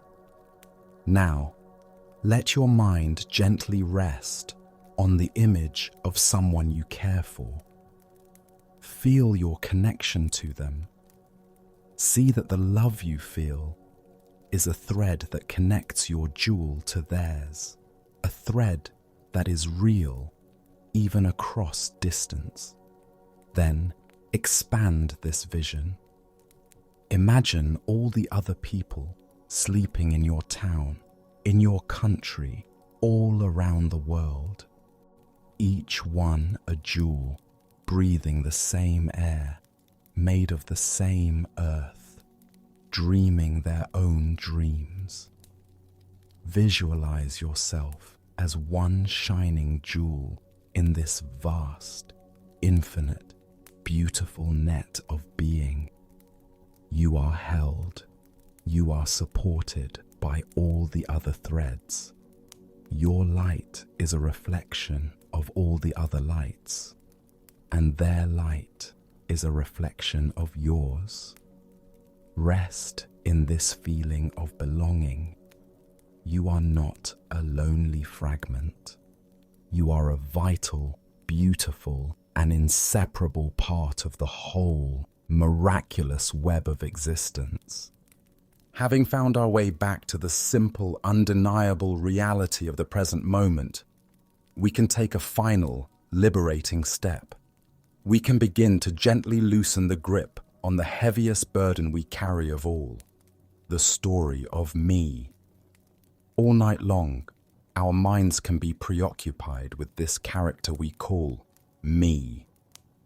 We worry about its safety, we defend its reputation, we regret its past actions, and we fret about its future. This ongoing project of constructing, polishing, and protecting our sense of self is a full-time job, and it is utterly exhausting. The wisdom of Zen offers us the ultimate rest, the permission to resign from this job, at least for the night, by seeing that the self we work so hard to maintain is not as solid or as real as it appears. There is a story of a great actor who was famous throughout the land for his masterful portrayal of a king. He had played the role in a famous play for so many years, receiving so much applause and adoration for it, that a strange thing began to happen. He slowly forgot that he was an actor playing a role. He began to believe that he actually was the king. He started wearing his heavy velvet robes and golden crown even when he was not on stage.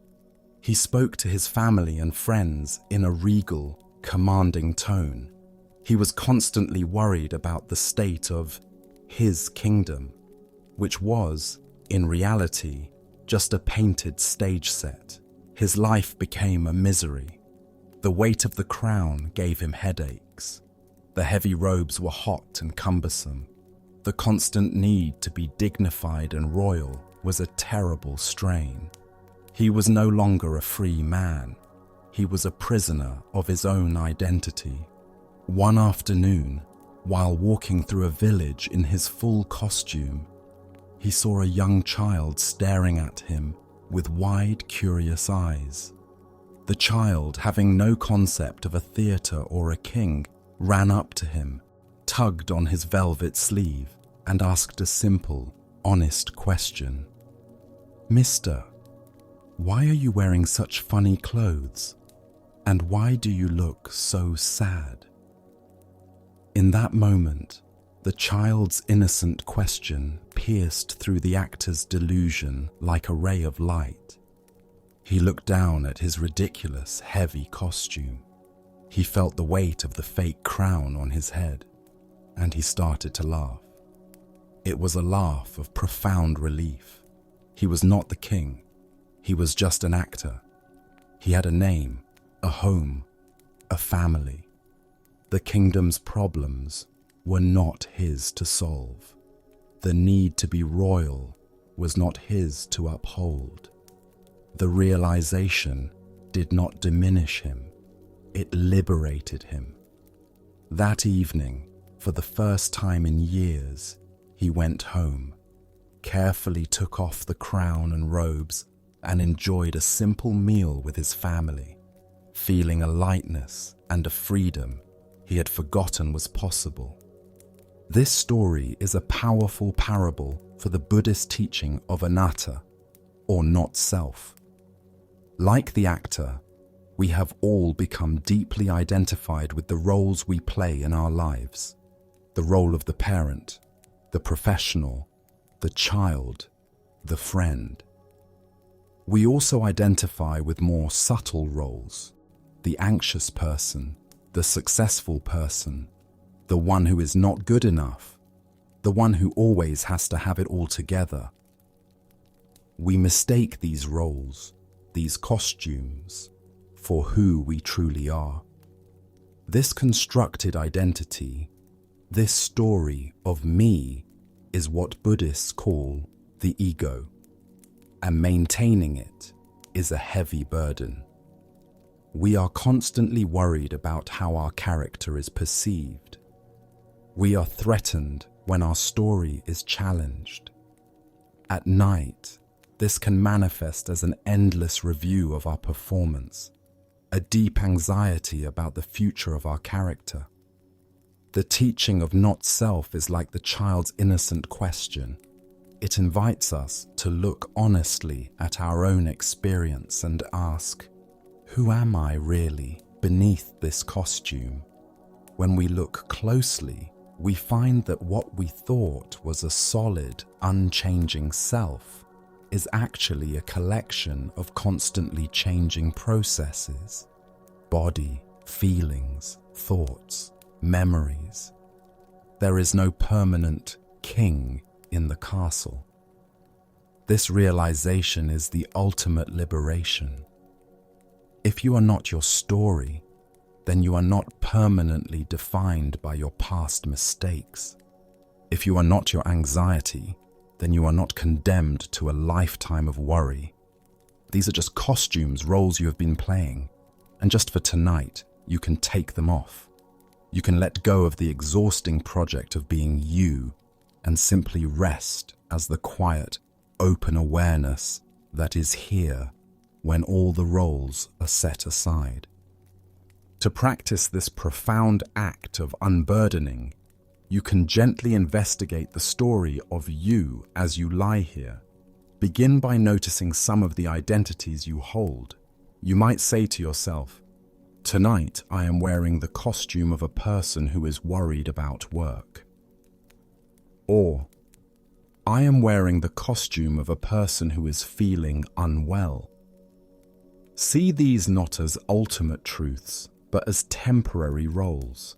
Acknowledge them with a gentle kindness. Then, in your mind's eye, you can perform a simple, liberating ritual. Imagine yourself gently and lovingly taking off that costume. You can visualize unbuttoning the heavy coat of the warrior and letting it fall to the floor. You can imagine lifting off the tight helmet of the planner and setting it aside. You can let go of the need to be a certain way, to have certain problems, or to live up to a certain image just for tonight. As you set each costume aside, ask yourself, what is left? What remains when you are not playing a role? There is no need for a complicated answer. Simply rest in the feeling that remains. It may be a sense of simple presence, a feeling of quiet, a sense of spaciousness. That quiet, aware presence is closer to your true nature than any story you could ever tell about yourself. Just for this period of rest, you do not need to be anyone. You do not need to solve, manage, or defend the story of your life. You can let it all go. You are the actor, not the king. The play can wait until morning. For now, in the quiet darkness, you are free to simply be. As we let go of the burden of the self, we arrive at the final doorway to deep and lasting peace. It is the practice that underpins all the others. It is the final, graceful act of letting go. It is the wisdom of surrender. In a world that prizes control, effort, and determination, the idea of surrender can sound like weakness or defeat. But in the context of Zen and the art of rest, surrender is an act of profound strength, wisdom, and trust. It is the recognition that some of life's greatest gifts, like sleep, love, and peace, cannot be seized through effort. They can only be received when we have the courage to open our hands and let go of our tight grip of control. Imagine a person who has never been in the water before, standing at the edge of a calm, clear lake. They want to learn how to float, how to be held by the water. Their teacher is with them. As they tentatively step into the lake, Their body is filled with fear. Every muscle is tense. Their instinct is to struggle, to fight. They try to do the floating. They kick their legs frantically. They paddle their arms. They hold their head up with all the strength in their neck. And the result, of course, is that they immediately begin to sink. The more they struggle, the more they fight the water, the faster they go under. Exhausted and sputtering, they look to their teacher for help. The teacher does not offer a complicated technique. The teacher simply says, "Stop trying. The struggle is what is sinking you. The water knows how to hold you. You have to trust it. Lie back, take a breath, and let go. Let the water do the work." This is terrifying advice. It goes against every survival instinct. But finally, exhausted from the struggle and having no other options, the person decides to try. They take a gentle breath, lie back, and for one terrifying second, they let go of all effort.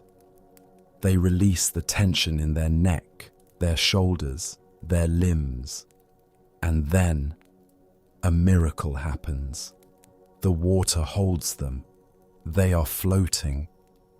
They discover that floating is not something you do at all.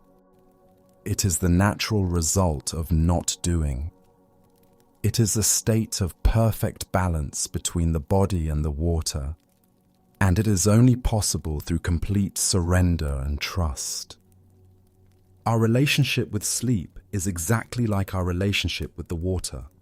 The state of anxiety, of worry, of a racing mind is the state of thrashing and struggling.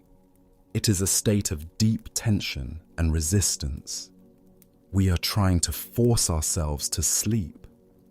We are trying to hold our own heads up, convinced that if we let go, we will drown in the darkness. All the practices we have explored tonight, from observing our thoughts to opening our hearts, are ways of learning to stop the struggle. They are ways of relaxing our frantic grip so that we can discover that we are held. Sleep, like the water, is a natural element. It has its own wisdom. It knows how to hold us, how to heal us, how to restore us. Our only job is to get out of our own way, to stop fighting, and to allow ourselves to be held. This is the ultimate act of trust. It is a deep trust in the wisdom of your own body, which knows its own need for rest and knows how to find it. It is a trust in the rhythm of life, the natural cycle of day and night, of activity and rest. It is a letting go of the arrogant belief of the ego that it must be in control of everything, even the process of its own dissolution into sleep. Surrender is not giving up. It is giving over. It is giving ourselves over to a power and a wisdom that is greater than our own anxious, thinking mind. To practice this final act of surrender, let us bring our journey to its natural conclusion. There are no more complex instructions. There are no more techniques to master. The time for doing is over. The time for being has arrived. As you lie here, feel the full weight of your body. Feel how it is already held, already supported by the surface beneath you. The bed is like the water. It is holding you completely. You do not need to hold yourself. Begin by consciously giving permission for your body to let go. With your next exhalation, release the weight of your head and neck into the pillow. Let them be heavy. With your next exhalation, release the weight of your shoulders and your arms. let them be completely limp. Breathe out and release the weight of your torso, your back, your hips. Feel yourself sinking, settling, releasing. And with a final, long exhalation, let go of the weight of your legs, your feet, your whole body, heavy, soft, and completely at rest. Now, let go of control of your breath. You do not need to manage it. Your body knows how to breathe. Simply allow the breath to breathe itself. And finally, let go of your mind. Let go of being the observer.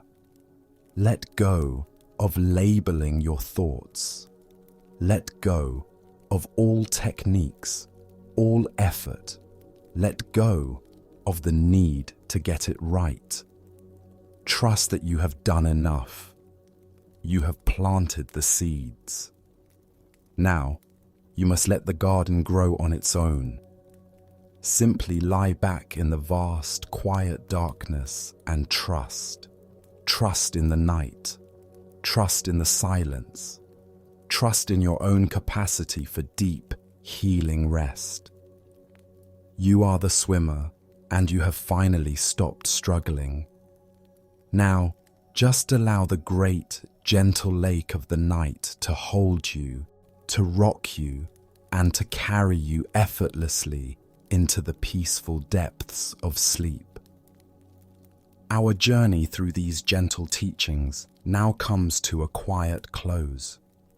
We have walked together from the restless shores of the thinking mind to the still, deep waters of the heart. We have seen that our struggle is not with the world, but with our own resistance to its ever-changing flow.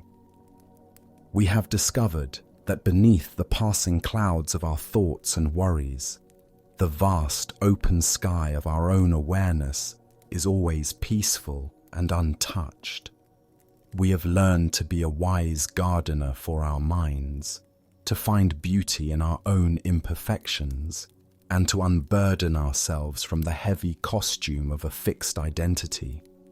And we have arrived here, at the gateless gate of the present moment, realizing that the peace we seek is not in a distant land, but in the simple, profound act of surrender.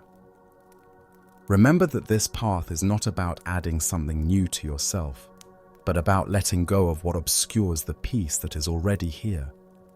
You are not building a fortress of calm. You are simply clearing away the debris of old habits and mistaken beliefs so that your own natural, quiet wellspring can flow freely. Think of yourself as a weary traveler who's been on a long and difficult journey, carrying a heavy pack upon your back. You have finally arrived home. This bed, this room, this present moment, this is your home. The journey is over for today. You can now gently set down your heavy pack, the pack filled with all your worries, your plans, your regrets, and your responsibilities. You can set it by the door. It will be there in the morning if you need it. But for tonight, you are free of its weight. There is no final test to pass, no examination of how well you have listened or how much you have understood.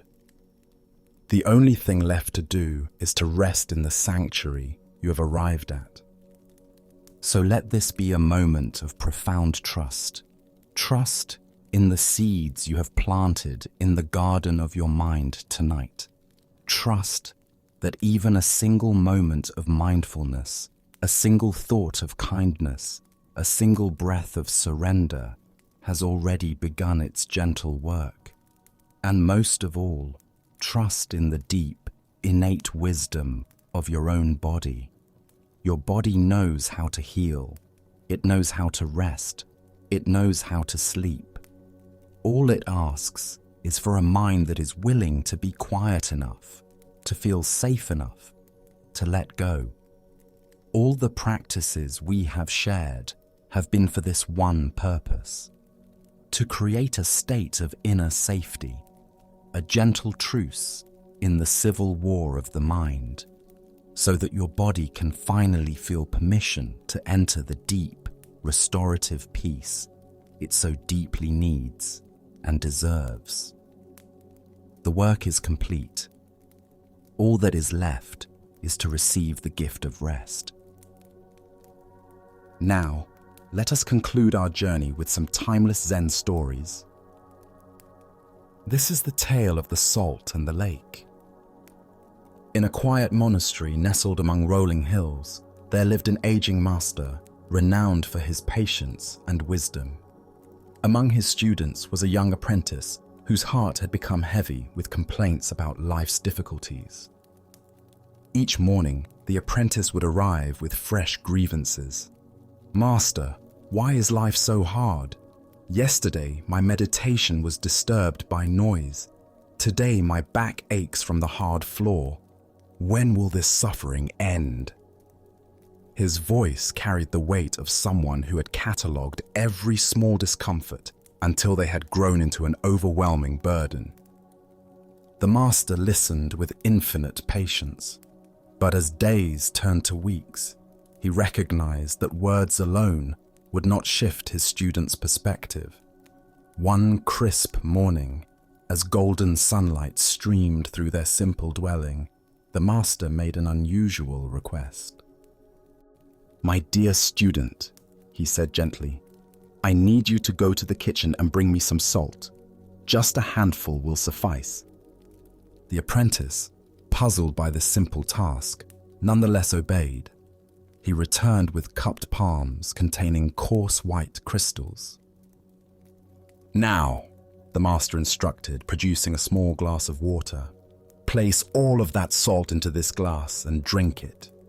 The young man hesitated. "Master, that seems like far too much salt for such a small amount of water." "Trust the process," the master replied. "Drink." The apprentice poured the salt into the glass, watching the crystals dissolve into a cloudy, unappetizing mixture. He lifted it to his lips and took a large gulp, immediately grimacing as the intensely bitter taste filled his mouth. "How does it taste?" the master asked. "Bitter," the apprentice spat. "Terribly, overwhelmingly bitter.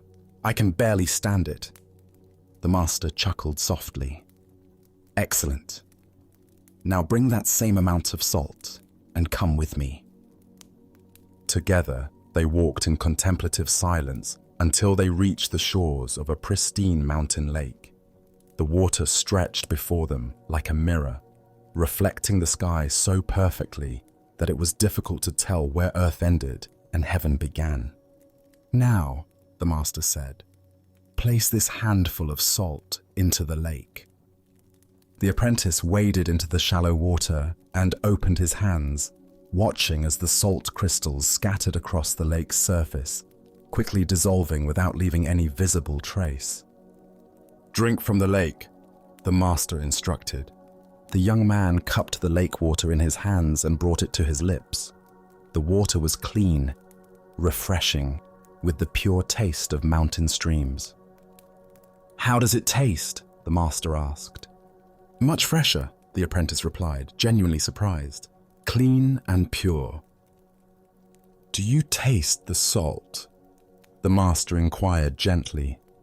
The student paused, paying careful attention. "No," he said slowly. "I don't taste any salt at all." The master sat beside his student on a smooth stone at the water's edge. His weathered hands reached out to clasp the young man's hands in profound tenderness. "My dear student," the master said, "the pain of life is pure salt, no more, no less.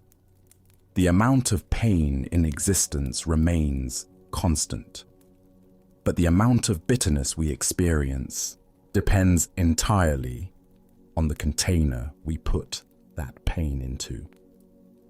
The apprentice listened with new understanding. When you are in pain, the master continued, the only thing you can truly control is your response. You can choose to be a small glass where every grain of salt overwhelms your senses. Or you can choose to enlarge your sense of things, to become like this vast lake where the same salt dissolves harmlessly into something much greater. The master paused. Stop being a glass, my friend. Become a lake. The Buddha once said, pain is certain, suffering is optional. This fundamental teaching reveals the heart of our relationship with difficulty.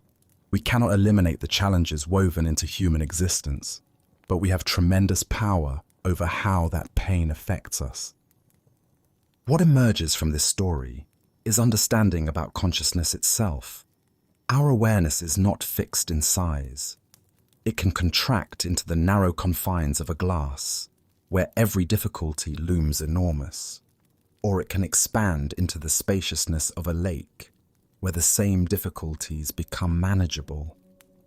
Why do we often choose to be the glass rather than the lake? First is our tendency toward pain myopia, becoming so focused on discomfort that it fills our entire awareness. Second is our habit of story proliferation, taking a single, painful event and creating elaborate narratives about how unfair life is. Third is the comparing mind, measuring our pain against an imaginary standard of how life should be. The lake perspective doesn't minimize genuine pain or suggest passivity. Rather, it offers a skillful way of relating to inevitable challenges that doesn't compound them with unnecessary suffering. From lake consciousness, we can respond to problems more creatively because we're not overwhelmed. Zen master Thich Nhat Hanh taught, thanks to impermanence, everything is possible. From the lake perspective, we remember that everything arises and passes away within the vast space of awareness. Today's crisis becomes tomorrow's memory. We become a lake through practices that naturally expand awareness. Meditation teaches us to rest in spacious presence. Gratitude helps us notice experiences beyond immediate difficulties. Service reminds us that our pain is part of shared human experience. Tonight, as you reflect on current challenges, can you sense the difference between experiencing them from glass consciousness versus lake consciousness? What would it feel like to allow your awareness to expand beyond the immediate intensity of difficulties to include the vast context of this moment? As the Buddha taught, if you want to know your mind, sit down and observe it. If your mind is clear, happiness will come. The clarity he speaks of is not the absence of salt, but the spaciousness to hold it skillfully. In becoming lakes rather than glasses, we discover that pain can become a gateway to deeper compassion and freedom. Let us now turn to a tale about the courage to trust life's current. This is the story of the Crystal River. In the depths of a great crystal river, where water flowed clear as mountain air, there lived an entire village of small creatures. The river's current moved above them like a gentle breath, carrying the wisdom of countless springs and distant seas. Young and old, rich and poor, all made their home along the sandy bottom, each creature grasping tightly to stones, branches, and roots. For generations, clinging had been their way of survival. Every creature learned from birth to wrap their appendages around river rocks and fallen wood. "Hold on," the elders would say. "The current is dangerous. It will sweep you away to places unknown. Safety lies in staying exactly where you are." But one small creature grew weary of this endless grasping. Day after day, he watched the current flow overhead, seeing how it moved with such purpose and grace. While his neighbors complained about the effort required to maintain their grip, he found himself wondering what it might feel like to trust that flowing water. "I am tired of clinging," he announced one morning. "Though I cannot see where it leads, I trust that the current knows its destination.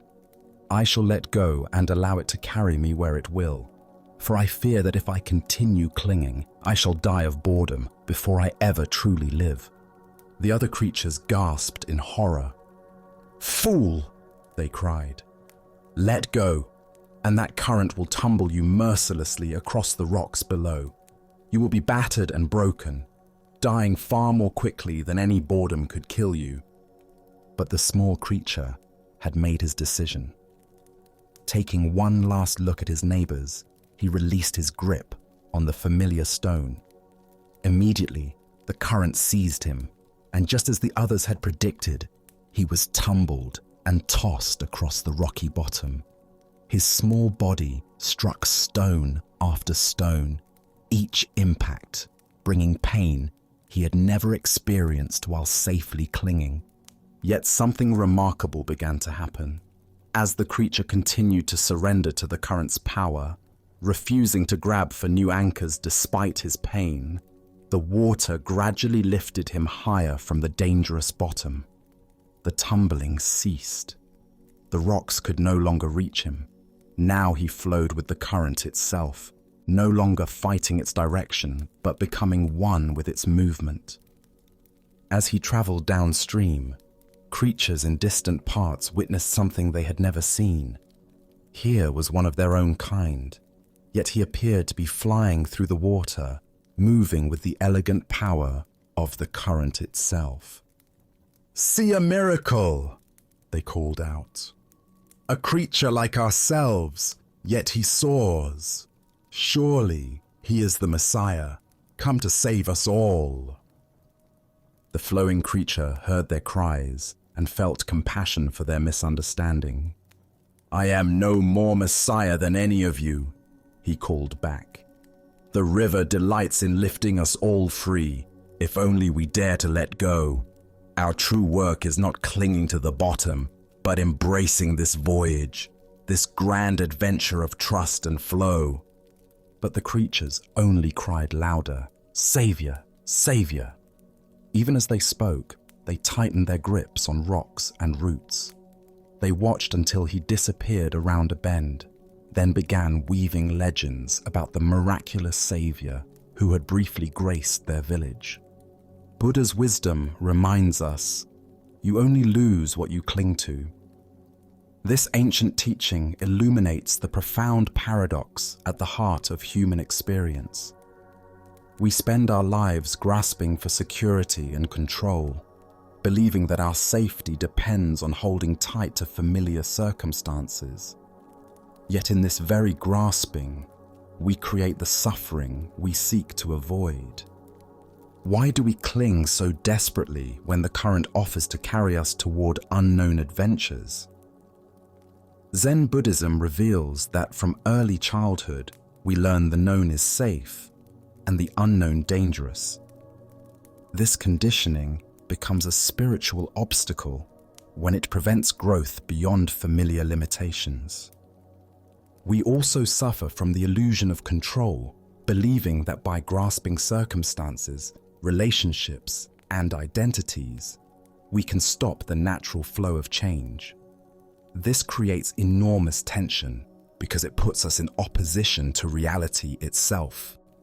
Life is constant movement, and when we resist this truth, we exhaust ourselves fighting currents far more powerful than our individual will. Consider the areas of your life where you find yourself clinging. Perhaps it's a relationship that has outgrown its original form, a career that no longer brings joy, or an image of yourself that now constrains your growth. The current of change will flow whether we resist it or not.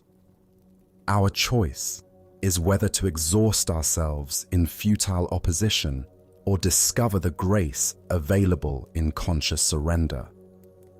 The Buddha said, "Nothing is permanent except change." Water doesn't fight the mountainside. It finds the natural pathway down.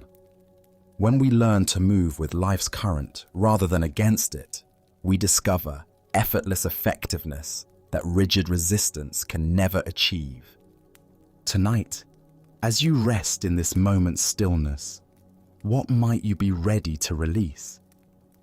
Perhaps it's a worry about tomorrow's challenges, a resentment from yesterday's disappointments, or a way of defining yourself that has grown too small. Can you feel into the current of this moment's aliveness and trust its direction? As the Buddha taught, let go of what has passed. Let go of what may come. Let go of what is happening now. Relax, right now, and rest. In this trust, we discover that the current we feared would destroy us is actually the very force that can carry us home to our true nature. Let us now turn to a story about the most profound spiritual truth hiding in the most obvious place. This is the dialogue between Joshu and Nansen about the ordinary mind. In a quiet mountain monastery where morning mist drifted between ancient pine trees and the sound of temple bells echoed across distant valleys, two masters engaged in a conversation that would illuminate the very heart of Zen understanding. Joshu, despite his own considerable wisdom and years of practice, approached his teacher Nansen with the earnestness of a sincere student seeking to understand the deepest mysteries of existence. The two men sat facing each other in the temple's meditation hall, where countless seekers before them had wrestled with the same fundamental questions about the nature of awakening. Joshu's inquiry came from a place of genuine perplexity. After years of intensive practice, meditation, and study, he still felt uncertain about the very foundation of the spiritual path. "Master," Joshu began with characteristic directness, "what exactly is the way? With all our practices and teachings, what are we ultimately seeking?" Nansen's response was immediate and surprisingly simple. "Ordinary mind is the way," he replied, as if stating the most obvious fact in the world. This answer clearly puzzled Joshu, who had expected something more esoteric, more complex, more removed from everyday experience. "If ordinary mind is the way," he pressed further, "then should we direct ourselves toward cultivating it? Should we make it our spiritual goal?" Nansen shook his head gently. "If you direct yourself toward it, you immediately go away from it," he explained. "The very effort to attain ordinary mind makes it extraordinary, and therefore no longer ordinary." Now Joshu found himself in what seemed like an impossible logical bind. "But Master, if we don't try to cultivate or attain anything, how can we ever know that this ordinary mind is actually the way? How can we recognize it without some form of practice or effort?" Nansen's final response cut through all philosophical complexity with razor-sharp clarity. The way does not belong to knowing or not knowing. Knowing turns the way into a concept, an object of understanding, which is illusion. Not knowing turns it into blankness, which misses its vibrant presence. If you truly realize the way without doubt, it becomes like the great void, so vast and boundless that it contains everything. How then could there be any distinction between right and wrong, sacred and mundane, ordinary and extraordinary? At these words, something shifted fundamentally in Joshu's understanding. The seeking mind that had been grasping for answers suddenly relaxed, and he experienced a moment of complete clarity. Not the clarity of understanding something new, but the clarity of recognizing what had been present all along. Buddha's wisdom reminds us, there is nothing to seek and nothing to find. Everything is already here. The heart of this lesson lies in recognizing that what we seek through spiritual practice is not some special state of consciousness, but rather the ordinary awareness that is reading these words right now. Why do we struggle to accept that ordinary mind is the way? Zen Buddhism points to our deep conditioning that spiritual truth must be extraordinary, mystical, or dramatically different from our everyday experience. We imagine enlightenment as a permanent state of bliss, cosmic consciousness, or supernatural abilities, when in reality, it is simply the natural state of awareness without the overlay of seeking and striving. Our spiritual seeking often becomes its own obstacle. Like a person frantically searching for glasses while wearing them, we exhaust ourselves looking for something we already possess. The very effort to attain a special spiritual state creates the sense of separation between seeker and sought, between the ordinary self and some idealized, awakened self. Consider how your own mind works in this very moment. Thoughts arise and pass away. Sensations appear in your body. Sounds reach your ears. Emotions flow through your awareness. This natural functioning of consciousness, without any special effort or concentration, is what Nansen calls ordinary mind. It is already enlightened, not because it achieves some particular state, but because it is the very space in which all states appear and dissolve. Zen master Huang Po taught, "Your everyday mind, that is the way, just like now, without seeking anything, without grasping after the fruits of Zen, just this mind that thinks and feels and perceives. This is Buddha." This ordinariness is precisely what makes it so difficult to recognize.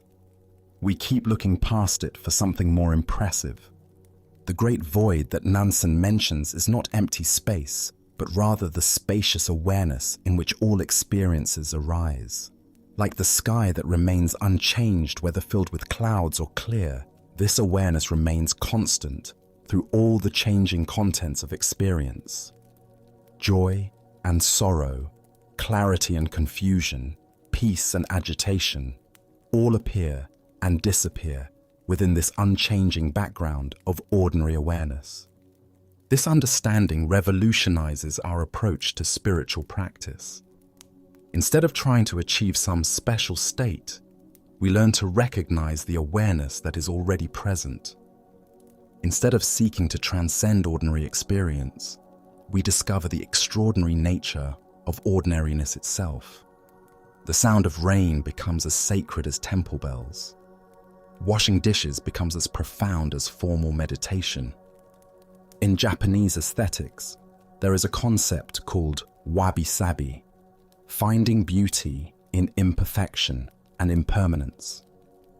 This appreciation for the ordinary and imperfect reflects the same understanding that Nansen points toward.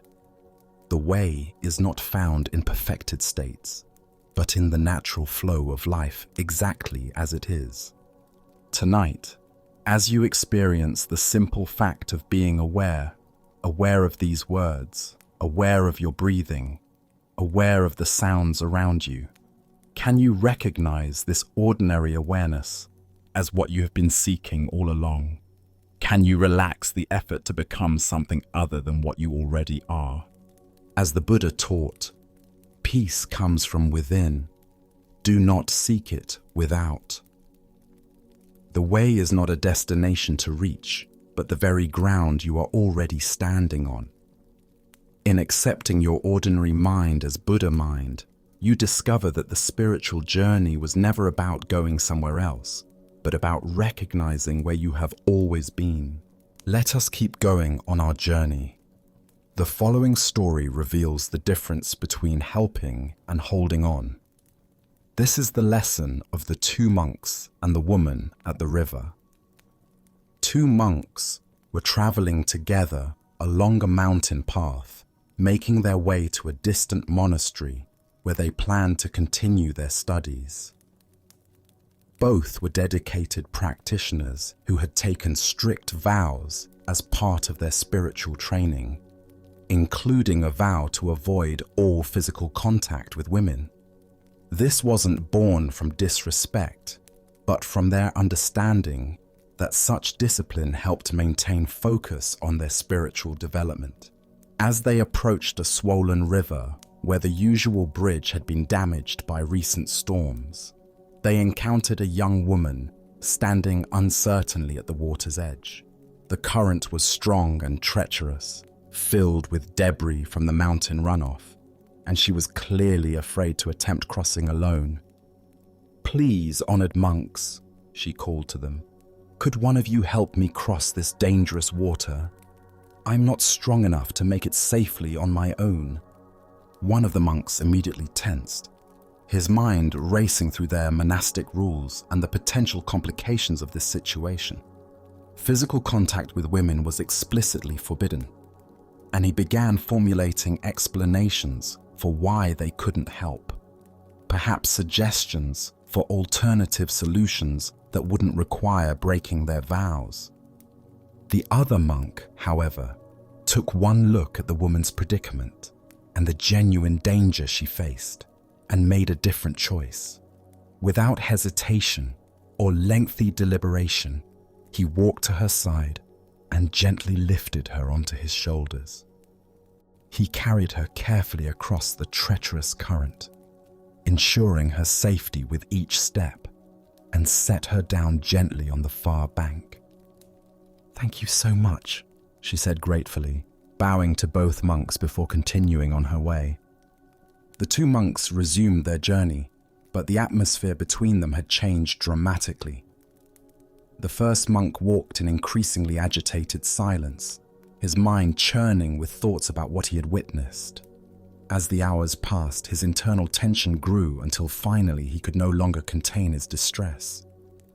"Brother," he burst out, unable to hold his silence any longer, "I cannot understand your behavior back at the river. Our spiritual training explicitly teaches us to avoid any physical contact with women. Yet you picked that woman up onto your shoulders and carried her across the water. How could you so blatantly violate our sacred vows?" His companion looked at him with gentle surprise and responded with perfect simplicity. "Brother, I set her down on the other side of the river hours ago, but you are still carrying her." Buddha's wisdom teaches us, holding on to anger is like grasping a hot coal with the intent of throwing it at someone else. You are the one who gets burned. This tale unveils the profound difference between compassionate action and mental attachment, between responding to present needs and carrying past events. Why do we often carry situations long after they've ended, replaying scenarios and nursing grievances that only exist in our own minds? Zen Buddhism reveals that much of our suffering comes not from what happens to us, but from our inability to release experiences once they've passed. The first monk's agitation demonstrates how rigid adherence to rules can sometimes conflict with the compassionate spirit that inspired those rules originally. His fellow monk saw a person in danger and responded with immediate kindness, then completely released the incident. But the first monk carried the event for hours, letting it grow heavier with each step. Consider your own tendency to replay past conversations, nurse old grievances, or mentally rehearse scenarios that have already ended. How much of your mental energy goes toward carrying situations that exist now only in memory? The woman crossed the river in minutes, but the monk carried her for hours through his own thoughts. This teaching applies to far more than dramatic violations of rules. We carry harsh words someone spoke years ago, mistakes we made decades past, embarrassing moments that no one else even remembers.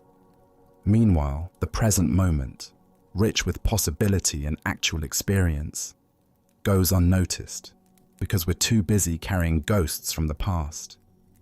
In Zen practice, we learn to distinguish between appropriate action and unnecessary attachment.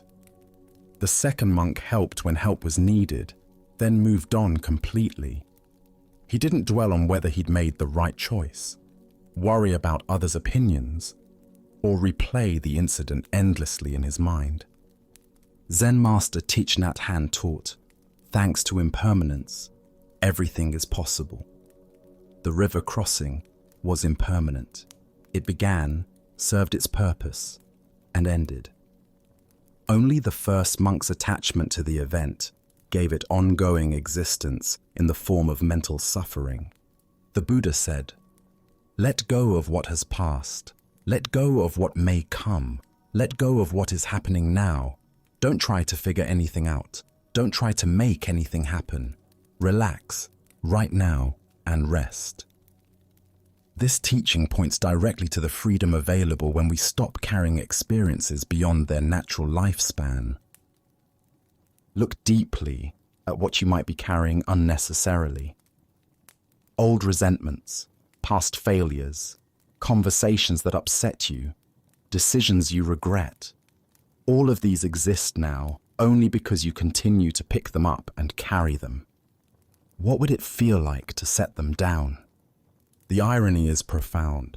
The monk who actually broke the rule experienced no suffering from it, while the monk who maintained perfect rule observance created hours of agitation for himself. This reveals that suffering often comes not from our actions, but from our thoughts about our actions. Tonight, as you notice your mind returning to past events, old grievances, or situations that have already ended, can you remember the wise monk's example? Can you practice setting down whatever you've been carrying unnecessarily, discovering the lightness that comes from traveling through life without the burden of yesterday's experiences? As Buddha's wisdom reminds us, in the end, only three things matter: how well we have lived, how well we have loved, how well we have learned to let go. True spiritual practice isn't about perfect rule following, but about responding appropriately to what's actually present, then releasing it completely to make space for whatever comes next. Our next story reveals a profound lesson about the nature of anger and our projections onto others. This is The Empty Boat. A young boatman known for his fiery temper was ferrying his small wooden craft across a wide, misty river in the early morning hours.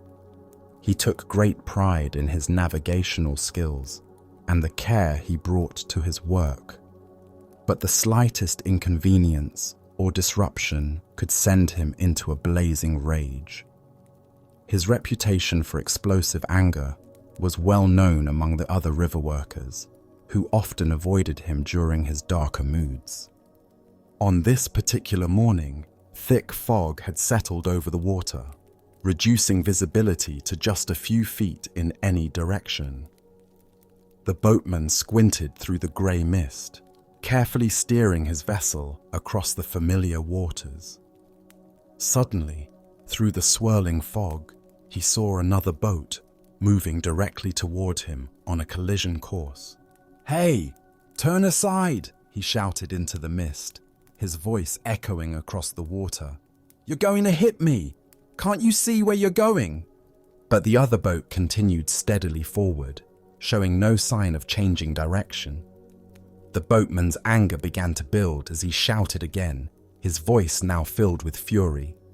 He cursed the other pilot's carelessness and incompetence, his rage growing with each passing second. Despite his increasingly angry warnings, the other boat struck his own with a solid, jarring thud. Now boiling with indignation, the boatman was ready to leap into the other vessel and give its foolish pilot a piece of his mind.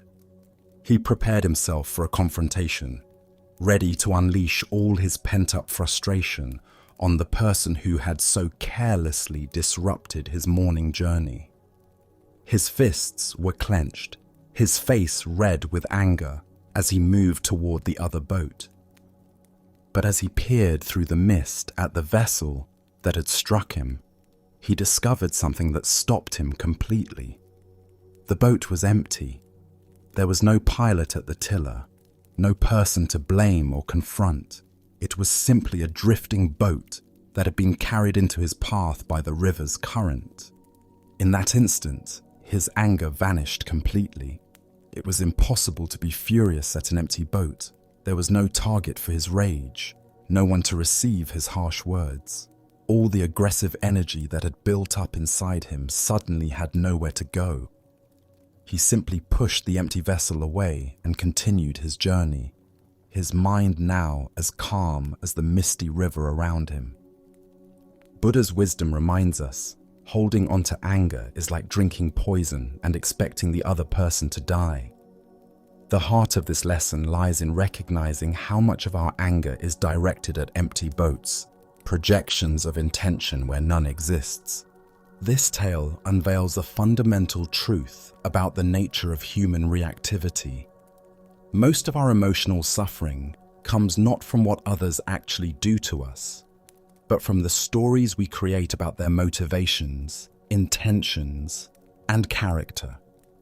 We assume malice where there might be distraction, disrespect where there might be ignorance, and personal attack where there might be simple circumstance. Why do we so readily populate empty boats with imaginary pilots to blame? Our minds evolved to quickly assess threats and assign agency to potentially dangerous situations. This survival mechanism served our ancestors well when distinguishing between a rustling bush caused by wind versus a predator. But in modern social situations, this same tendency leads us to attribute deliberate, harmful intent to actions that may have no such motivation. Think about your daily interactions. When someone cuts you off in traffic, do you immediately assume they're inconsiderate and selfish? When a colleague doesn't return your greeting, do you decide they're being rude or dismissive? When a friend cancels plans last minute, do you interpret it as a sign they don't value your friendship? In each case, you may be creating a pilot for an empty boat. The driver who cut you off might be rushing to the hospital with a sick child. Your colleague might be preoccupied with devastating personal news. Your friend might be struggling with anxiety or depression. Most people's actions have far more to do with their internal experience than with any intention to harm you.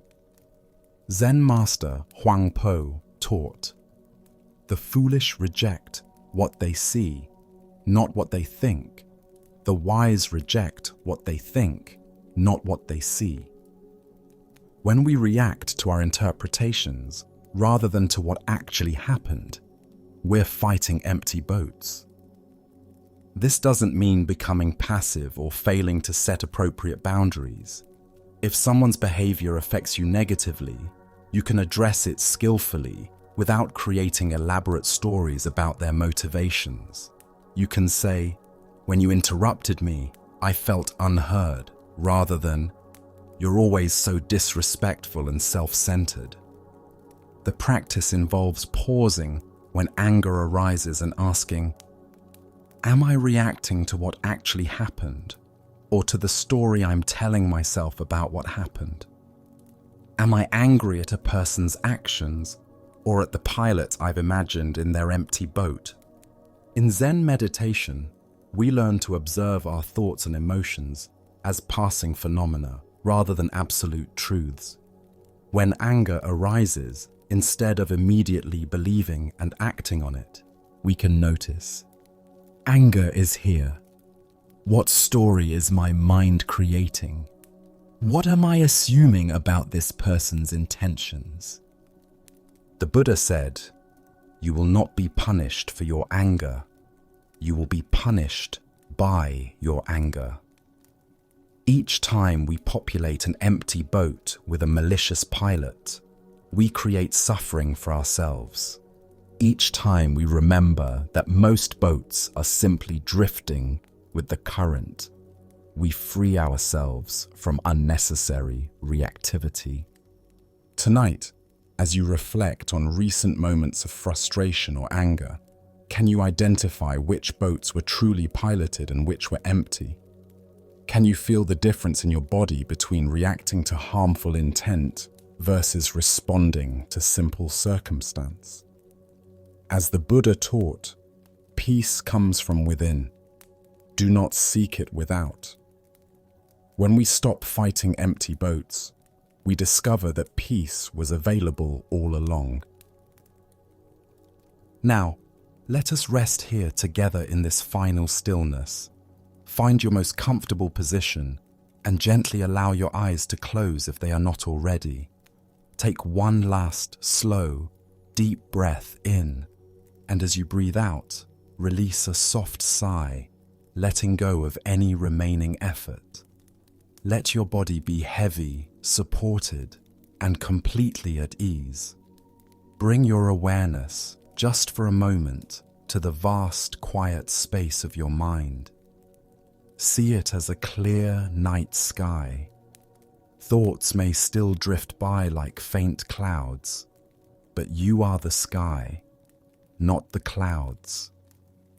Rest as this spacious, open awareness.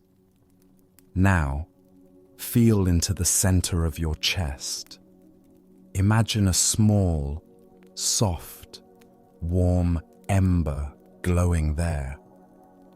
This is the warmth of your own kindness, your own good heart.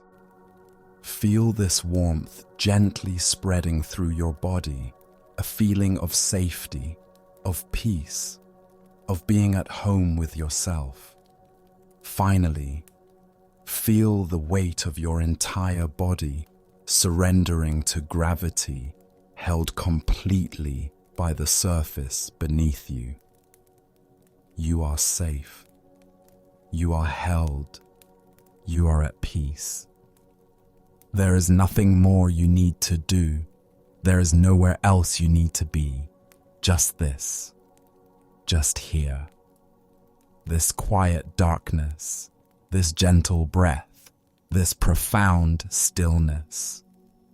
May you carry this peace with you as you drift into sleep. May your rest be deep, healing, and dreamless. May you awaken in the morning feeling restored, and may you remember, even for a fleeting moment, the vast and quiet space that is your true home. May you walk through your days with a lighter step and a softer heart, knowing you are always held by a grace far greater than your worries. And may the peace you have cultivated within yourself be a gift to all those you meet. Thank you for walking this path with me. Rest well,